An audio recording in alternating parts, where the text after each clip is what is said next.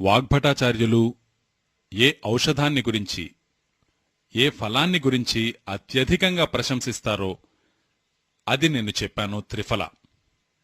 వాగ్భటులంటారు, భూమి మీద అమృతతుల్యమైనటువంటి పదార్థమంటూ ఏమైనా ఉంటే అది త్రిఫలానే. త్రిఫలాలో 3 ఫలాలుంటాయి: ఉసిరి, తానెకాయ, కరక్కాయ. అయితే మీరు గుర్తుంచుకోవలసిన విషయమేమిటంటే, ఎప్పుడూ కూడా కరక్కాయ, తానెకాయ, ఉసిరికాయలను 1, 2, 3 పాళ్ల నిష్పత్తిలో మాత్రమే మిశ్రమంగా చేసుకోవాలి. వాగ్భటాచార్యులు త్రిఫలాను తప్పకుండా ఉపయోగించమని చెప్పారు. అయితే వారు మరొక ప్రధానమైన విషయం దీని గురించి చెప్పినదేమిటంటే, ఎప్పుడూ కూడా త్రిఫలా ఒక్కదానినే తీసుకోకూడదు. దానిలో బెల్లమన్నా కలుపుకుని తినాలి, లేదు తేనె అన్నా కలుపుకుని తినాలి. అదొక్కటే ఉపయోగించాలనుకుంటే ఎక్కువ రోజులు వాడకూడదు. అలా చేయని పక్షంలో మీకు ఒక బలహీనత వచ్చినట్లుగా అనిపిస్తుంది. ఎక్కువ రోజులు అంటే 3 నెలలకు మించి వాడకూడదు. రాత్రిపూట మీరు త్రిఫలా తీసుకునేటట్లయితే నేను చెప్పినట్లుగా పాలతో పాటు త్రిఫలా తీసుకోండి.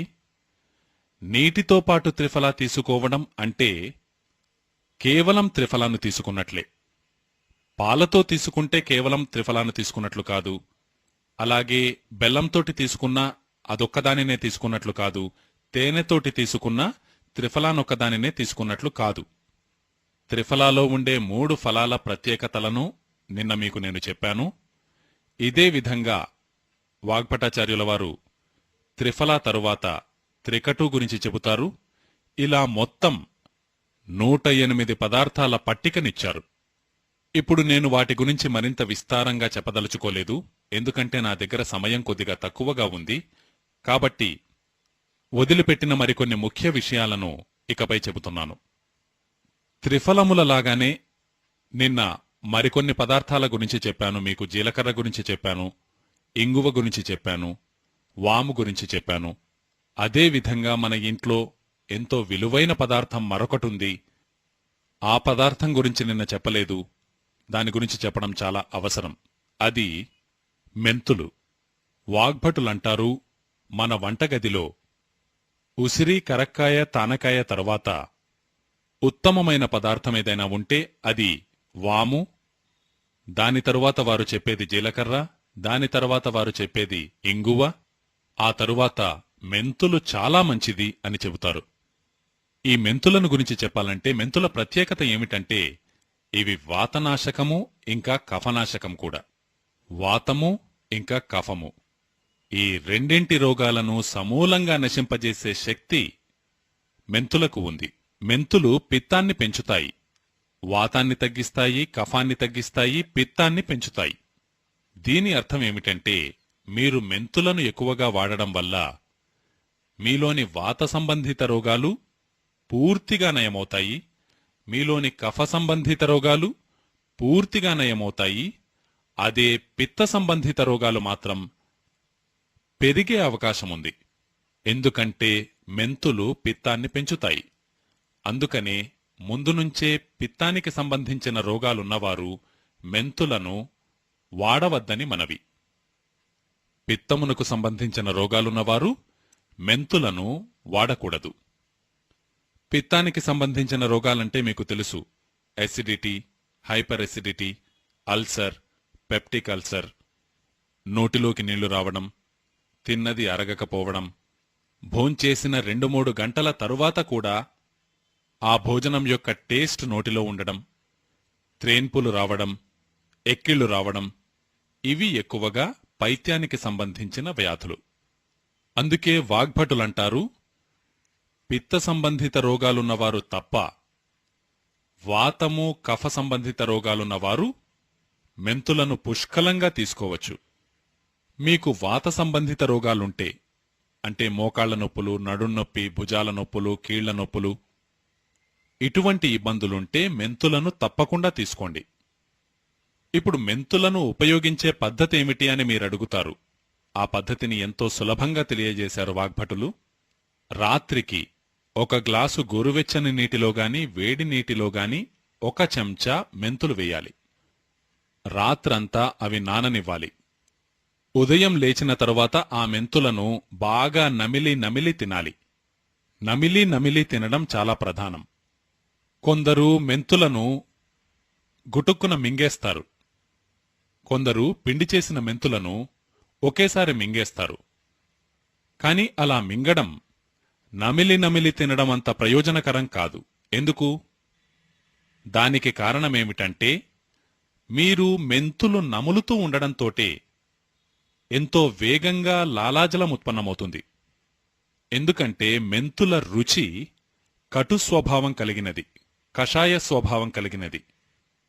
ఆ రుచి కలిగిన ఎటువంటి పదార్థాన్ని మీరు నమిలినా చాలా వేగంగా లాలాజలం ఉత్పన్నమవుతుంది. ఆ లాలాజలం నేను మీకు ముందే చెప్పినట్లుగా మీ జీవితానికి ఎంతో ఉపయోగకరం. అందుకే మెంతులను నమిలి తినడం వల్ల ప్రభావం ఎంతో లోతుగా, ఎంతో ఎక్కువగా ఉంటుంది. అందుకే మీరు మెంతులను తగిన మోతాదులో మీ ఇంట్లో, మీ వంటగదిలో ఉంచుకోండి. క్రమం తప్పకుండా దానిని ఉపయోగిస్తూ ఉండండి. ఈ మెంతుల విషయంలో నాకు అనుభవంలో ఉన్న విషయమేమిటంటే, మనందరి ఇళ్లలోనూ ఎక్కువగా పచ్చళ్లలో మెంతులను ఉపయోగిస్తూ ఉంటారు. మీరు వాగ్భటుని మాటలను విశ్వసించేటట్లయితే ఏ ఏ పచ్చడిలో మెంతులున్నాయో అది పచ్చడి కాదు, ఔషధము. అంటే మీ జీవితంలో మీరెప్పుడూ మెంతులు ఉన్న పచ్చడిని తినడానికి విముఖత చూపకండి. అది ఆవకాయ పచ్చడైనా, లేదు నిమ్మకాయ పచ్చడైనా, ఏ పచ్చడైనా దానిలో మెంతులున్నాయంటే మాత్రం మీరు తప్పకుండా దానిని తినవచ్చు. కొన్ని పచ్చళ్లలో మెంతులతో పాటుగా వాముంటుంది. వాము ఉన్నప్పుడు కూడా మీరు తప్పకుండా ఆ పచ్చళ్ళు తినవచ్చు. ఎందుకంటే నేను మీకు ఒక ముఖ్యమైన విషయాన్ని చెప్పాలనుకుంటున్నాను. ఏ పచ్చడిలో అయినా, ఏ ఫలంపైన అయినా ఆ పచ్చడిపై ఫలం యొక్క ప్రభావం కంటే ఓషధుల యొక్క ప్రభావం ఎక్కువగా ఉంటుంది. వైజ్ఞానికమైన విషయమేమిటంటే, మీరొక పచ్చడి వేసుకున్నారనుకోండి. ఉదాహరణకు మీరు ఆవకాయ పచ్చడి వేసుకున్నారు. అందులో మెంతులు కూడా వేశారు, లేదు వాము కూడా వేశారనుకోండి. ఈ మెంతులు, వాము ఎటువంటివంటే అవి ఇతర పదార్థముల యొక్క ప్రభావాన్ని పూర్తిగా తగ్గించి తమ ప్రభావాన్ని అత్యధికంగా చూపెడతాయి. అందుకే కొందరు భయపడుతూ ఉంటారు కదా, నాకు పచ్చడి తినడం ఇష్టమే కాని నేను దానిని తినలేను అని. వారికి నేను చెప్పేదేమిటంటే, ఒకవేళ ఆ పచ్చడిలో మెంతులు ఉంటే మాత్రం మీకు వాతరోగమున్నా, కఫరోగమున్నా నిస్సంకోచంగా ఆ పచ్చడి మీరు తినండి. ఎందుకంటే మీరు ఆ పచ్చడితో పాటుగా మెంతులను సేవించిన వారవుతారు. పచ్చడిలో ఉన్న మెంతుల ప్రభావం నీటిలోని మెంతుల కంటే ఎన్నో రెట్లు అధికంగా ఉంటుంది. నేను మీకు మొదట చెప్పాను కదా, మెంతులను రాత్రి నీటిలో నానబెట్టి ఉదయం పూట తీసుకోమని. దాని ప్రభావం ఎంత ఉంటుందో అంతకంటే ఎక్కువ ప్రభావం ఈ పచ్చడిలో ఉన్న మెంతుల వల్ల ఉంటుంది. ఎందుకంటే ఆ పచ్చడిలో ఎన్నో నెలల తరబడి ఆ మెంతులుంటాయి కాబట్టి. వాగ్భటులు ఏమంటారంటే, మెంతులను నూనెలో గనక నానబెడితే, ఎందుకంటే పచ్చడిలో ఎలాగూ నూనె కూడా ఉంటుంది, మెంతులు కూడా ఉంటాయి. వాగ్భటులు చెప్పిన దాని ప్రకారం మెంతులు నూనెలో కరిగిపోతే ఆ మెంతుల శక్తి 20 రెట్లు అధికమవుతుంది. కనీసం 20 రెట్లు పెరుగుతుంది. అందుకే పచ్చడిలో ఉపయోగించిన మెంతుల శక్తి పచ్చడి ఎంత పాతబడితే అంత పెరుగుతూ ఉంటుంది. మరొక విషయమేమిటంటే, వారు ఇదే విధంగా వాము విషయంలోనూ చెబుతారు. వాము కూడా పచ్చడిలో పడింది అంటే దాని ప్రభావం ఎన్నో రెట్లు పెరుగుతుంది. నేను ఇదే విషయాన్ని మరో కోణంలో పరిశీలిస్తాను. మన పూర్వీకులైన మహిళలు ఎంత గొప్ప శాస్త్రజ్ఞులో కదా అని. వారు పచ్చడిలో మెంతులను లేదా వామును ఉపయోగిస్తూ ఉంటారు. వారు తెలియకుండానే ఎంతో గొప్ప వైజ్ఞానికమైన పద్ధతిని అవలంబిస్తున్నారు. వారు చేస్తున్న ఆ పని యొక్క విలువ వారికి తెలిసి ఉంటే అది ఎంతో గర్వకారణమో గౌరవప్రదమో అయి ఉండేది. కాని వారు తెలియకుండానే అలా చేస్తున్నారు. ప్రత్యేకించి ఈ విషయాన్ని నేను మీ దృష్టికి తేవాలనుకుంటున్నాను. పచ్చడిని సక్రమంగా తయారు చేయడం తెలిసిన మహిళలందరూ గొప్ప శాస్త్రజ్ఞులు. వారు వారి తల్లిగారి దగ్గర నేర్చుకున్నా, వారి అమ్మమ్మ గారి దగ్గర నేర్చుకున్నా, వారి నాయనమ్మ గారి దగ్గర నేర్చుకున్నా వారు తెలియక చేస్తున్న ఈ పని ఎంతో గొప్ప వైజ్ఞానికత కలిగినది. ప్రపంచంలో ఎందరో శాస్త్రజ్ఞులు చేయలేని పనిని వారు చేస్తున్నారు. ఎవరైనా ఎంబీబీఎస్, ఎండీ డాక్టర్ను అడిగి చూడండి, దాని గురించి అసలు తెలియను కూడా తెలియదు. తనకు దాని విలువ తెలియదు కాబట్టి తెలియకనే తను చెబుతాడు పచ్చడి తినకండి అని. ఎందుకంటే తనకు పచ్చడి యొక్క విలువ తెలియదు. అది మెంతులతో చేసిన పచ్చడి, లేదు వాముతో చేసిన పచ్చడి, లేదు జీలకర్రతో చేసిన పచ్చడి, అలాగే ఇంగువతో పచ్చడి చేస్తారు. వాగ్భటులు చెప్పేదేమిటంటే అది ఏ ఫలానికి చెందిన పచ్చడైనా మీరు దానిలో ఆయుర్వేద ఔషధులను వేయడంతోటే ఆ ప్రత్యేకమైన ఫలం యొక్క ప్రభావం తగ్గి ఔషధుల యొక్క ప్రభావం పెరుగుతుంది. ఆ ఔషధుల యొక్క ప్రభావం కూడా నూనెలో ఎక్కువ కాలం ఉండడం వల్ల ఇంకా ఎన్నో రెట్లు పెరుగుతుంది. కాబట్టి వాగ్భటుని ప్రకారం మీరు పచ్చడి తప్పకుండా తినండి. అయితే మీరు శ్రద్ధ వహించవలసినదల్లా దానిలో మెంతులు ఉండాలి, లేదు వాము ఉండాలి, లేదు ఇంగువ ఉండాలి, లేదు జీలకర్ర ఉండాలి, లేదు దాచిన చెక్క ఉండాలి. ఈ ఔషధులు లేని పచ్చడిని తినకూడదు. ఇలా అంటారు వారు. మరికొంత ముందుకెళదాం. వారు మన వంటింటిలోని మరో పదార్థం గురించి ఎంతో గొప్పగా ప్రశంసిస్తారు. వారంటారు, భోజనం చేసిన తరువాత సున్నంతో తమలపాకులు వేసుకునేవారు జీవితంలో ఎప్పటికీ వాతరోగాల బారిన పడరు. అంటే వారంటారు, సున్నము అత్యుత్తమమైన వాతనాశక ఔషధి. మెంతులెలాగూ వాతనాశకమే. సున్నము దానికంటే కూడా 1 డిగ్రీ పైనుంటుంది. సున్నము అత్యుత్తమమైన వాతనాశకము. ఈ సున్నం మీద వాగ్భటులు ఎంతగానో రీసెర్చ్ చేశారు, చాలా రీసెర్చ్ చేశారు. వారంటారు, ఈ సున్నం మీ వాతరోగాలను శమింపజేయడానికి భగవంతుని చేత అత్యధిక మోతాదులో ఇవ్వబడినటువంటి అద్భుత ఔషధము అంటారు. అంటే మోకాలి నొప్పులున్నా, నడునొప్పి ఉన్నా, భుజాల నొప్పులున్నా సున్నం తీసుకోండి. అంతేకాదు, వారంటారు, శరీరంలో కాల్షియం ఉంది కదా, కాల్షియం అదొక అంశం, అదొక సూక్ష్మ పోషక విలువ, మైక్రోన్యూట్రియంట్ అంటారు ఆంగ్లంలో. ఈ కాల్షియం విషయంలో ఆధునిక విజ్ఞాన శాస్త్రం చెబుతున్న సత్యాల్ని మీ ముందుంచుతున్నాను. వాగ్భటులెలాగో 3,500 సంవత్సరాల క్రితం చెప్పనే చెప్పారు. ఈరోజు ఆధునిక విజ్ఞాన శాస్త్రం ఏం చెబుతుందంటే, మీ శరీరంలో కాల్షియం స్థాయి తగ్గితే మీకు 10-20 కాదు, 50కి పైగా జబ్బులొచ్చే అవకాశం ఉంది. ఎటువంటి జబ్బులు? రకరకాల నొప్పులొస్తాయి మీకు. అన్ని రకాల నొప్పులు, కండరాల నొప్పులు, ఎముకల నొప్పులు, అన్ని రకాలు. ఎముకలకు సంబంధించిన వికృతులన్నీ కాల్షియం లోపం వల్లనే వస్తాయి. ఎముకలకు సంబంధించిన రోగాలన్నీ కాల్షియం లోపం వల్లనే వస్తాయి. తరువాత వారంటారు, రక్తానికి సంబంధించిన ఎన్నో వ్యాధులు కూడా కాల్షియం లోపం వల్లనే వస్తాయి, రక్తానికి చెందిన రోగాలు. అలాగే వారంటారు, కఫానికి చెందిన వ్యాధులు కూడా కాల్షియం లోపం వల్లనే వస్తాయి. అందుకే శరీరంలో కాల్షియం ఎప్పుడూ తగ్గకూడదు. ఆధునిక విజ్ఞాన శాస్త్రం ఏం చెబుతుందంటే, కాల్షియం ఎటువంటి మైక్రోన్యూట్రియంట్ అంటే, ఎటువంటి సూక్ష్మ పోషక విలువ అంటే, ఇది శరీరంలో ఉన్నప్పుడే ఇతర పోషక విలువలు ఉపయోగపడతాయి. ఇది 12-15 సంవత్సరాల రీసెర్చ్ నేను ఒకే వాక్యంలో పూర్తి చేశాను. కాల్షియం ఉండడం వల్లనే తక్కిన అన్ని సూక్ష్మ పోషక విలువలు ఉపయోగపడతాయి. దీనర్థం ఏమిటంటే, మీకు శరీరంలో విటమిన్ సి యొక్క ప్రభావాన్ని చూడాలంటే కాల్షియం కావాలి, విటమిన్ ఏ యొక్క ప్రభావాన్ని తెలుసుకోవాలంటే కాల్షియం కావాలి, విటమిన్ బి యొక్క ప్రభావం తెలుసుకోవాలంటే కూడా కాల్షియం కావాలి, విటమిన్ డి యొక్క ప్రభావాన్ని తెలుసుకోవాలంటే కూడా కాల్షియం కావాలి, విటమిన్ కే ప్రభావం ఎలా ఉందో తెలుసుకోవాలన్నా కాల్షియం కావాలి. ప్రోటీన్లు మీ శరీరానికి తగిన విధంగా ఉపయోగపడాలంటే కూడా కాల్షియం ఉండాలి. కార్బోహైడ్రేట్స్ మీ శరీరానికి సహకరించాలంటే కూడా కాల్షియం ఉండాలి. ఫ్యాట్స్ మీ శరీరంలో డిజాల్వ్ అవుతూ అవసరమైన చోటల్లా లూబ్రికేషన్కి సహకరించాలంటే కూడా కాల్షియం కావాలి. అంటే మీరు గుర్తుంచుకోండి, కాల్షియం లేదు అంటే ఇక మీ శరీరంలో అన్ని రకాల రోగాలు వచ్చి తీరుతాయి. అందుకే శరీరానికి కాల్షియం తప్పకుండా లభించి తీరాలి. ఇప్పుడు దీని గురించి ఆధునిక విజ్ఞాన శాస్త్రం చెబుతోంది. వాగ్భటులు మొదటే ప్రూవ్ చేసేశారు, ఇప్పుడు ఆధునిక విజ్ఞాన శాస్త్రం చెబుతోంది. మనం జీవితంలో 40 ఏళ్ల వరకు 40 నుంచి 45 ఏళ్లలోపు స్వీకరించే ఆహారం నుంచే కాల్షియం తయారవుతుంది. కాల్షియం అత్యధికంగా ఎందులో ఉందో తెలుసా? పాలలో.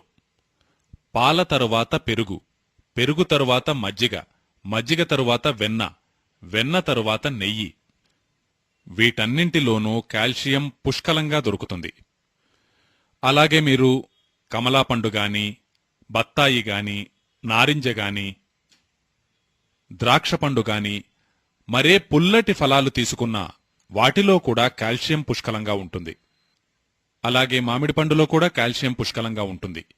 అన్నిటికంటే ఎక్కువగా పళ్లలో కాల్షియం ఉన్న పండు అరటిపండు. అరటిపళ్ళు పుష్కలంగా తీసుకోవాలి, ఎందుకంటే అది కాల్షియం యొక్క భాండాగారం. ఇంకా తేలికగా అరుగుతుంది కూడా. ఈ ఫలాలలోని కాల్షియం మనకు 40-45 ఏళ్ల వరకు లభిస్తూ ఉంటుంది. ఎందుకంటే దేహం యొక్క బయోకెమిస్ట్రీ 40-45 ఏళ్ల వరకు పూర్తిగా దృఢంగా ఆరోగ్యంగా ఉంటుంది. జఠరాగ్ని కూడా తీవ్రంగా ఉంటుంది. తక్కిన ఫంక్షన్స్ అన్నీ సక్రమంగా సాగుతూ ఉంటాయి. అయితే 45వ ఏట పూర్తి కాగానే, ముఖ్యంగా తల్లులు సోదరీమణులకి విషయం చెబుతున్నాను, 45 ఏళ్లు పూర్తి కాగానే మెన్సెస్ ఆగిపోయిన తరువాత, నెలసరులు ఆగిపోయిన తరువాత శరీరము కాల్షియం తీసుకునే సామర్థ్యాన్ని కోల్పోతూ ఉంటుంది. మీరు ఎంతగా అరటిపళ్ళు గాని కాల్షియం ఉన్న ఎన్ని పళ్ళు తిన్నా మీ శరీరంలో కాల్షియం జీర్ణం కాదు. ఎందుకంటే కాల్షియంని జీర్ణం చేయగలిగే హార్మోన్స్ మీలో మెన్సెస్ సైకిల్ కొనసాగుతున్నంతకాలమే ఉత్పన్నమవుతూ ఉంటాయి. నెలసరులు ఆగిపోవడంతోటే ఈ హార్మోన్ల ఉత్పత్తి కూడా ఆగిపోతుంది. మీకు తెలుసు, అనేక రకాలైన హార్మోన్ల ఉత్పత్తి ఆగిపోతుంది. అప్పుడు కాల్షియం డైజెస్ట్ కావడం చాలా కష్టమవుతుంది. అటువంటి పరిస్థితుల్లో మీరు బయటి నుంచి కాల్షియం తీసుకోవలసిన అవసరం ఉంటుంది.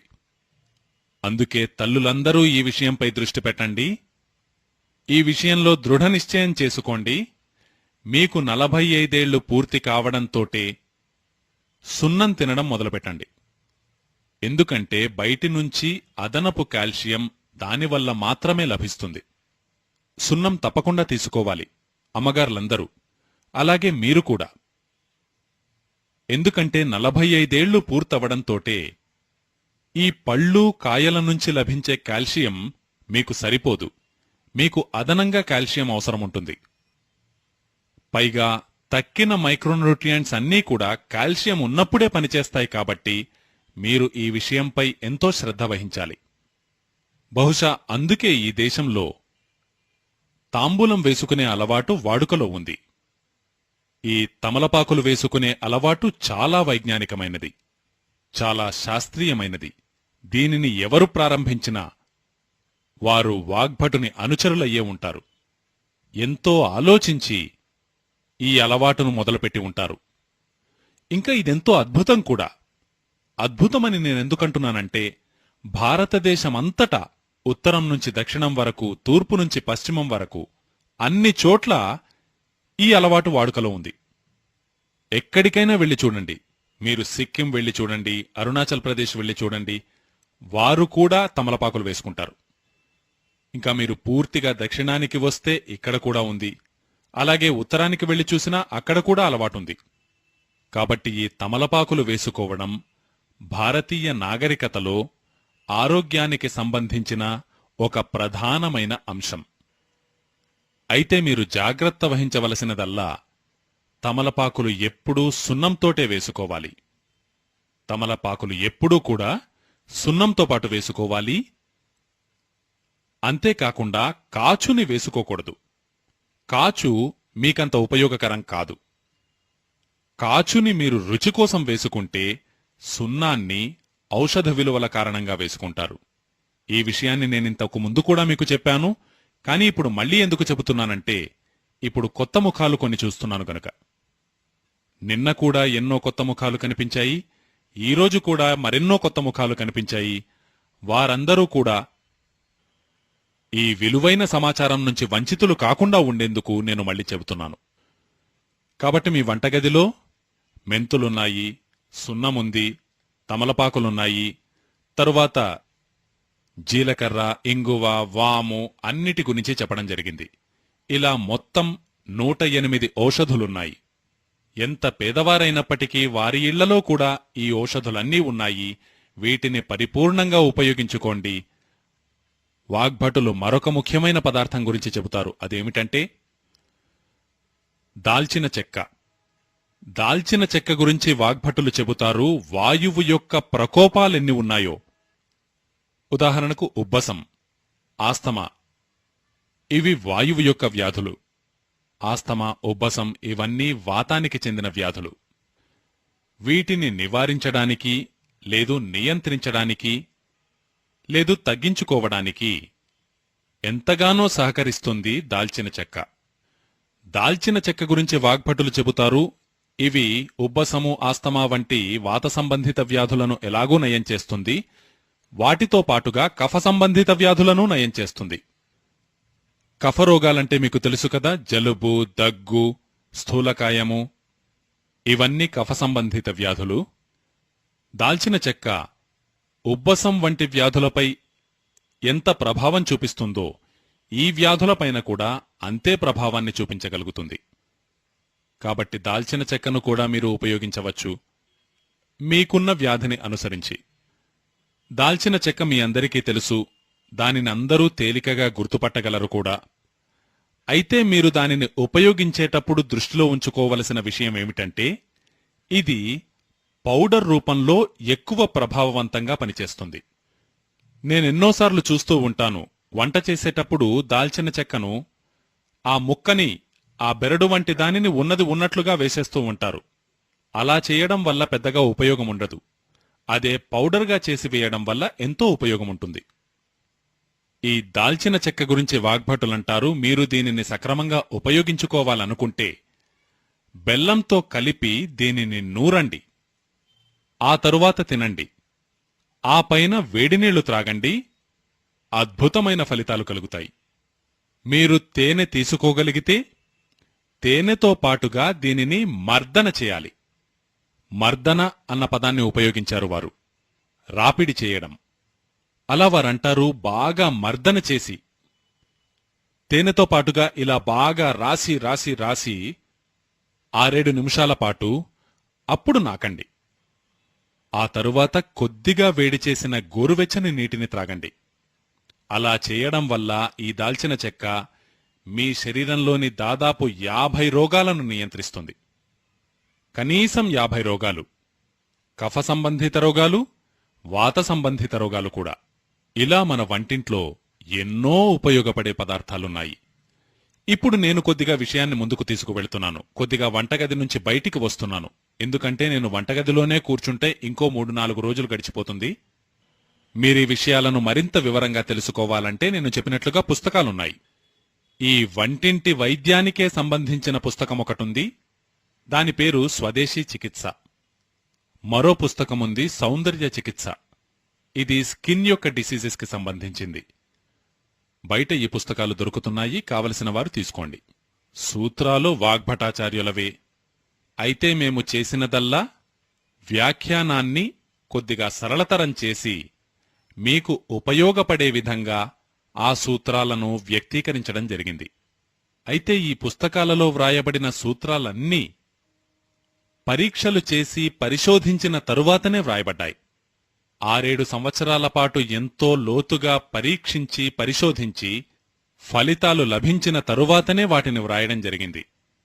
ఎందుకంటే మనం ఎవరికైనా ప్రయోజనాన్ని కల్పించే ఉద్దేశంతో వారికి హాని కలిగేటట్లు చేయకూడదు, మన మాటల ద్వారా గాని చేతల ద్వారా గాని. నేను మరికొంత ముందుకు వెళుతున్నాను. వాగ్భటులంటారు, భగవంతుడు, ప్రకృతి మన కోసం ఎంతో అద్భుతమైన మహిమాన్వితమైన విషయాలను మన చుట్టూ ఉంచాయి. వాటిలో ఒకటి ఆవు. వాగ్భటులంటారు, భగవంతుడు, ప్రకృతి మన కోసం అందించిన మహిమాన్వితమైనటువంటి జీవులలో ఒకటి ఆవు. ఇంకా గోమూత్రాన్ని వారెంతగానో ప్రశంసిస్తారు. ఈ గోమూత్రము అద్భుతమైనదంటారు. అద్భుతమైనదని వారు చెబుతారు. ఈ గోమూత్రంలో వాతాన్ని పరిపూర్ణంగా అంతం చేయగలిగే శక్తి ఉంది. ఇక కఫము, కఫరోగాలను పూర్తిగా నయం చేయగలిగే శక్తి ఉంది గోమూత్రానికి. ఇక పిత్తము మరికొన్ని ఆయుర్వేద ఔషధములతో కలిసి పైత్య సంబంధిత రోగాలను కూడా పూర్తిగా నయం చేయగలిగే శక్తి గోమూత్రానికి ఉంది. వాతాన్ని, కఫాన్ని అయితే అదే ఒంటరిగా నివారిస్తుంది. పిత్తాన్ని నివారించడానికి మాత్రం దానితో పాటుగా కొన్ని ఆయుర్వేద ఔషధములను కలపడం అవసరం. అయితే వారంటారు, జీవితంలో వాతపిత్త కఫముల ద్వారా ఎన్ని రోగములు రావచ్చో వాటి సంఖ్య నేను మీకు మొదటి రోజే చెప్పాను. 148 భారతదేశంలో. ప్రపంచవ్యాప్తంగా చెప్పడం లేదు, భారతదేశంలో. ఈ వాతపిత్త కఫముల కారణంగా వచ్చే రోగాల సంఖ్య మొత్తం 148. వాగ్భటులంటారు, వీటిలోని ప్రతి రోగాన్ని నయం చేయగలిగే శక్తి కేవలం ఒకే పదార్థం దేనికైనా ఉంది అంటే అది గోమూత్రమే. మెంతులు వాతాన్ని తగ్గిస్తాయి, కఫాన్ని తగ్గిస్తాయి, కానీ పిత్తాన్ని మాత్రం తగ్గించవు. ఒక్కోసారి పిత్తాన్ని కొద్దిగా పెంచుతాయి కూడా. ఎంతోమందికి ఇది అనుభవంలో ఉండే ఉంటుంది. మెంతులను క్రమం తప్పకుండా తీసుకునేవారికి ఒక్కోసారి కడుపులో మంటగా ఉండడం, నోరు ఎండిపోవడం వంటివి జరుగుతూ ఉంటాయి. ఇలా జరిగింది అంటే మీకు పైత్యం పెరిగింది అని అర్థం. కనుక వారికి ఆ విధమైన ఇబ్బంది ఉంది. అయితే వాగ్భటులంటారు, వాతము, పిత్తము, కఫము మూడింటినీ సమస్థితిలోకి తీసుకునే శక్తి గోమూత్రానికి మాత్రం ఉంది. ఇప్పుడు వారిలా వ్రాశారు 3,500 ఏళ్ల క్రితం. వారు తప్పకుండా ఎంతో పరిశోధన చేసి ఉంటారు. కాని దీనిపై మాకు నమ్మకం చాలా తక్కువగా ఉండేది. ఈ విషయాన్ని నేను మొదటిసారి చదివినప్పుడు నాకంతగా నమ్మకం కలగలేదు. మరీ వాతపిత్త కఫాలు మూడింటినీ అంతం చేయగల శక్తి అలా ఎలా ఉంటుంది? పిత్త సంబంధిత రోగులకు కొద్దో గొప్పో సహకరించవచ్చుగాని తక్కిన వారికి ఇంత మేలు చేస్తుందని చెప్పలేము. ఇలా ఇది అంత ప్రభావవంతమైనది కాదేమో అని మాకు సందేహం కలిగినప్పుడు మేము గోమూత్రంపై పరిశోధన చేశాం. ఈ దేశంలో మాది ఒక పెద్ద సంస్థ ఉంది. అందులో అన్ని రకాల వారు ఉన్నారు. శాస్త్రజ్ఞులున్నారు, డాక్టర్లున్నారు, వగైరా వగైరా. వారిలో కొందరు శాస్త్రజ్ఞులు, డాక్టర్లు ఆలోచించారు, చేసి చూద్దాం. వాగ్భటులు ఇలా చెబుతున్నారంటే ఖచ్చితంగా దీనిలో ఏదో గంభీరమైన విషయం ఉండే ఉంటుంది. ఇలా చేసి చూద్దాం అని ప్రారంభించి గత 5-6 ఏళ్లలో వేల కొద్దీ ప్రయోగాలు చేశారు. గోమూత్రంపైన వేల కొద్దీ ప్రయోగాలు. మొట్టమొదట మేము దాని కెమికల్ అనాలిసిస్ చేయించాం. అసలింతకీ గోమూత్రం ఏమిటి?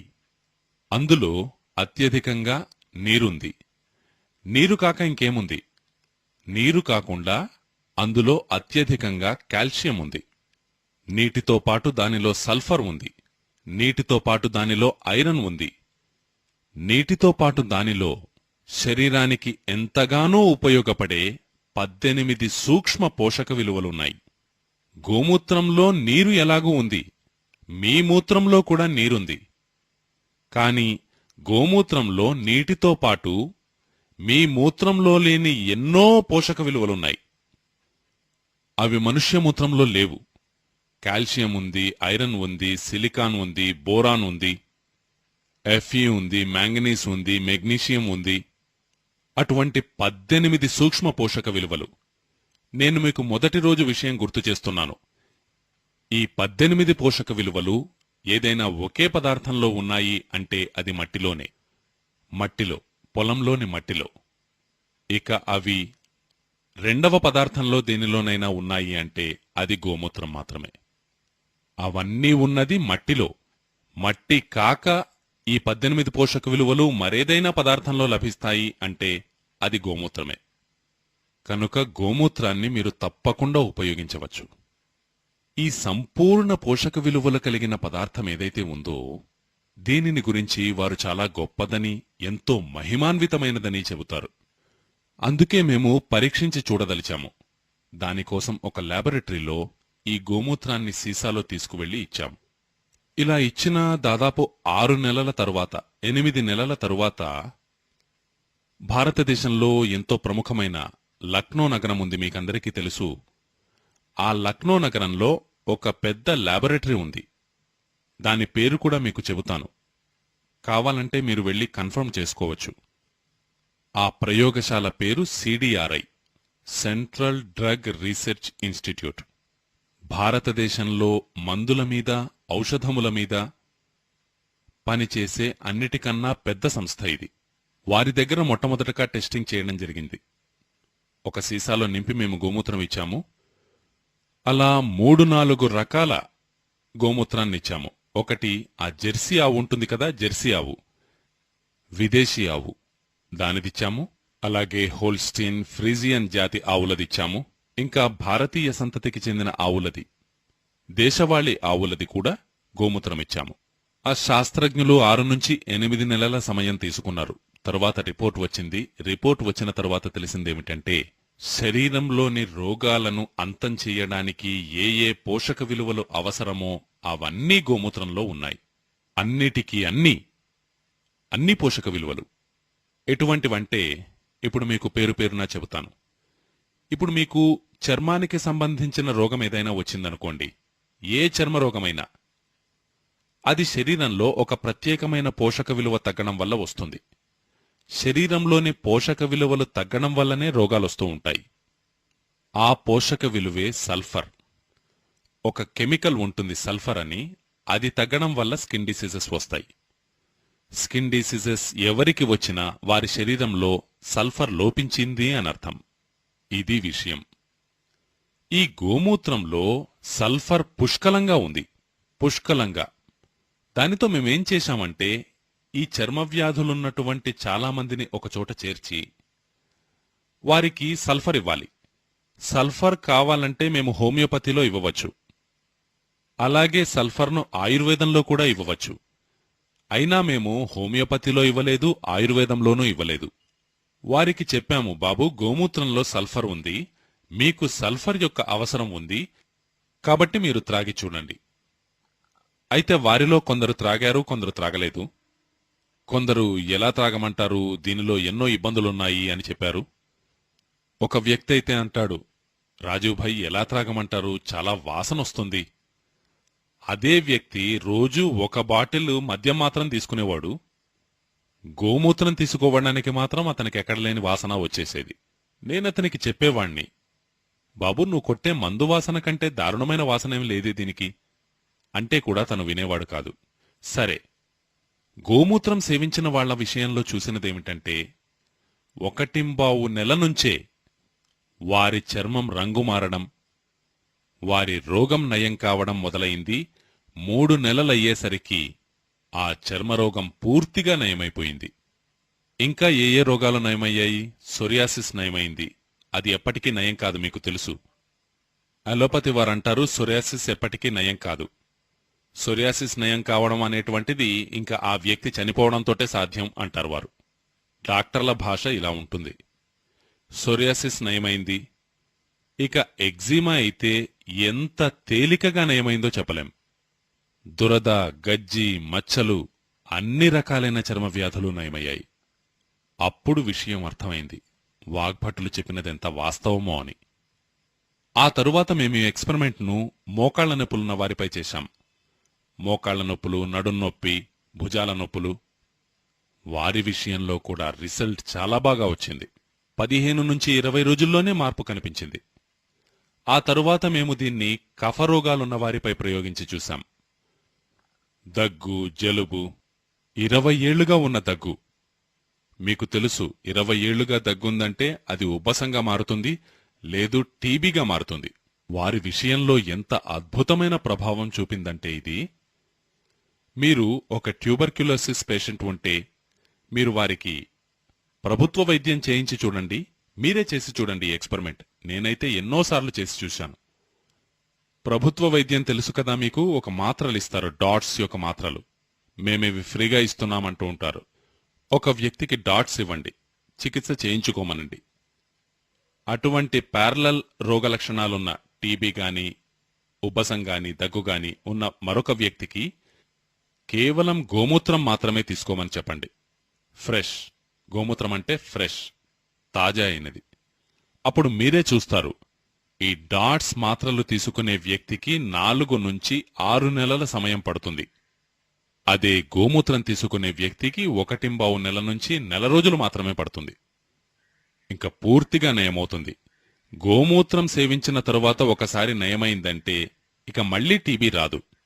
ఎందుకంటే గోమూత్రం కేవలం వ్యాధిని నయం చేయడమే కాదు, అది రోగనిరోధక శక్తిని ఎంతగా పెంచుతుందంటే ఇక భవిష్యత్తులో తిరిగి ఆ రోగం మళ్లీ రాదు. అప్పుడర్థమైంది వాగ్భటులు చెప్పినది తప్పేమీ కాదు అని. ఆ తర్వాత మేము మరో ఎక్స్పెరిమెంట్ చేశాం. ఈ డాట్స్ మాత్రలు వాడుతున్న రోగులను కొందరిని ఎయిమ్స్లో మేము ఎంచుకున్నాం. మేము ఎక్కువగా ఎక్స్పెరిమెంట్స్ ఎయిమ్స్ డాక్టర్ల సహకారంతోటే చేశాం. ఇలా ఆల్ ఇండియా ఇన్స్టిట్యూట్లో డాట్స్ మాత్రలు తీసుకుంటున్న రోగులు, వారు క్రమబద్ధంగా టీబీ చికిత్స కోసం వస్తూ ఉండేవారు. వారికి సీసాలో ఈ గోమూత్రాన్ని నింపి ఇచ్చాం. అయితే వారికి చెప్పలేదు ఇది గోమూత్రమని, ఎందుకంటే చెబితే వారు తాగుతారో త్రాగరో. వారికి మేము చెప్పాము, ఇది చాలా మంచి సిరప్, దీనిని తప్పకుండా త్రాగండి అని. ఆ తరువాత వారొచ్చి ఫిర్యాదు చేస్తూ ఉండేవారు, ఇది ఎటువంటి సిరప్ అండి, దీని నుంచి వాసన వస్తూ ఉంది, వేరే సిరప్లైతే ఇలా ఉండవు కదా అంటే మేము అదే చెప్పేవాళ్లం, ఇదొక ప్రత్యేకమైన సిరప్ అని. ఎందుకంటే వారికి చెబితే వారు త్రాగరు, మేము ఈ ఎక్స్పెరిమెంట్ చేయాల్సిందే. అందుకే వారికి చెప్పలేదు. మేము గమనించిందేమిటంటే, ఈ డాట్స్ పనిచేసే విధానం ఏదైతే ఉందో, అంటే డాట్స్ శరీరానికి అందించే పోషక విలువలతో అది ఏ ప్రభావాన్ని చూపెడుతుందో, ఆ పనిచేసే శక్తి గోమూత్రాన్ని సేవించడం వల్ల 20 నుంచి 40 రెట్లు పెరిగింది. డాట్స్ ఎలాగూ పనిచేస్తూ ఉంది, కాని అదే మందును గోమూత్రంతో సహా ఇవ్వడం వల్ల నయం కావడానికి 6 నెలలు పట్టవలసిన రోగం 2.25 నెలల్లోనే పరిపూర్ణంగా అంతమైపోయింది. వారికి పూర్తిగా నయమైన తరువాత మేము వారికి చెప్పాము, బాబూ, మీకు ఆ సీసాలో ఇచ్చినది గోమూత్రం అనగానే వారు ముక్కుపట్టుకున్నారు. నయమైపోయింది.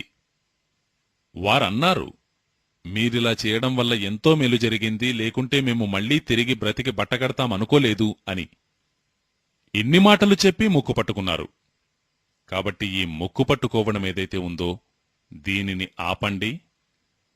గోమూత్రం ఎంతో అద్భుతమైనది. దీనిపై ఎక్స్పెరిమెంట్ చేస్తూ చేస్తూ నేటి వరకు 48 రోగాల విషయంలో చూశాము. వాతానికి, పిత్తానికి, కఫానికి మూడింటికి చెందిన 48 రోగాలు సమూలంగా అంతమవుతాయి.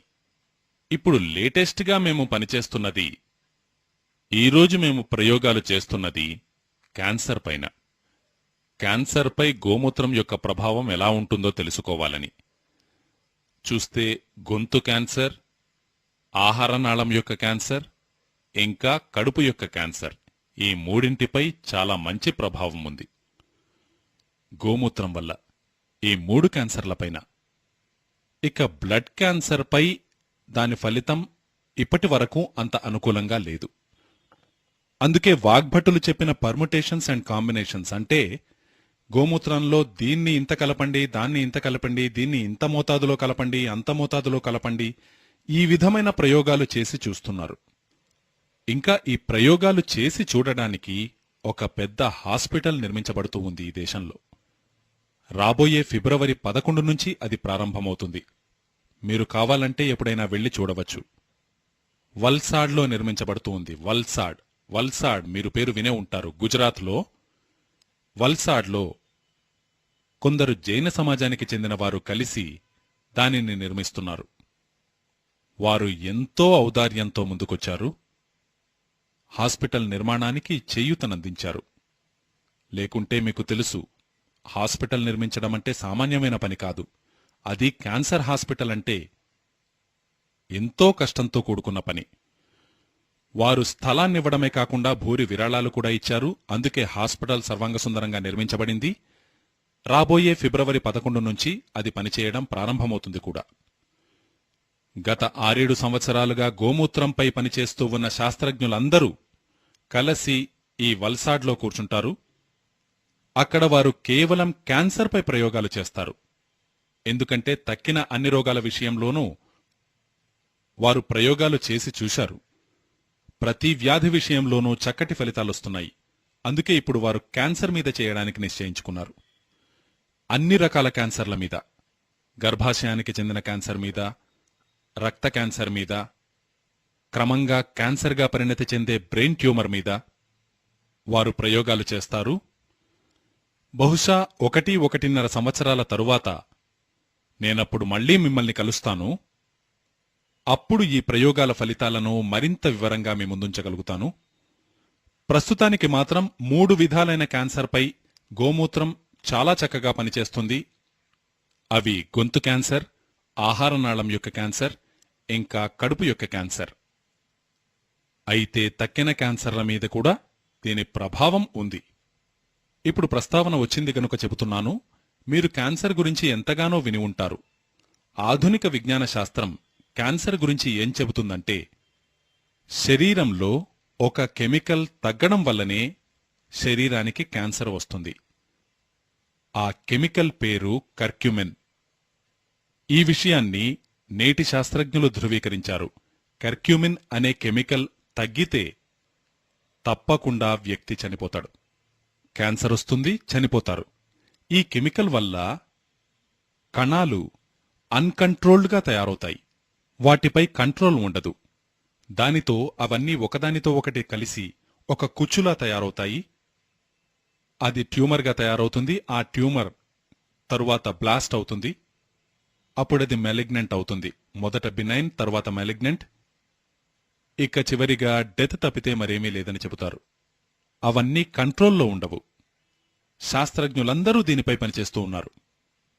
ఇక విచిత్రమైన విషయం ఏమిటంటే, ఏ కర్క్యుమిన్ గురించి వారు మాట్లాడుతున్నారో ఆ కర్క్యుమిన్ గోమూత్రంలో పుష్కలంగా ఉంది. పుష్కలంగా.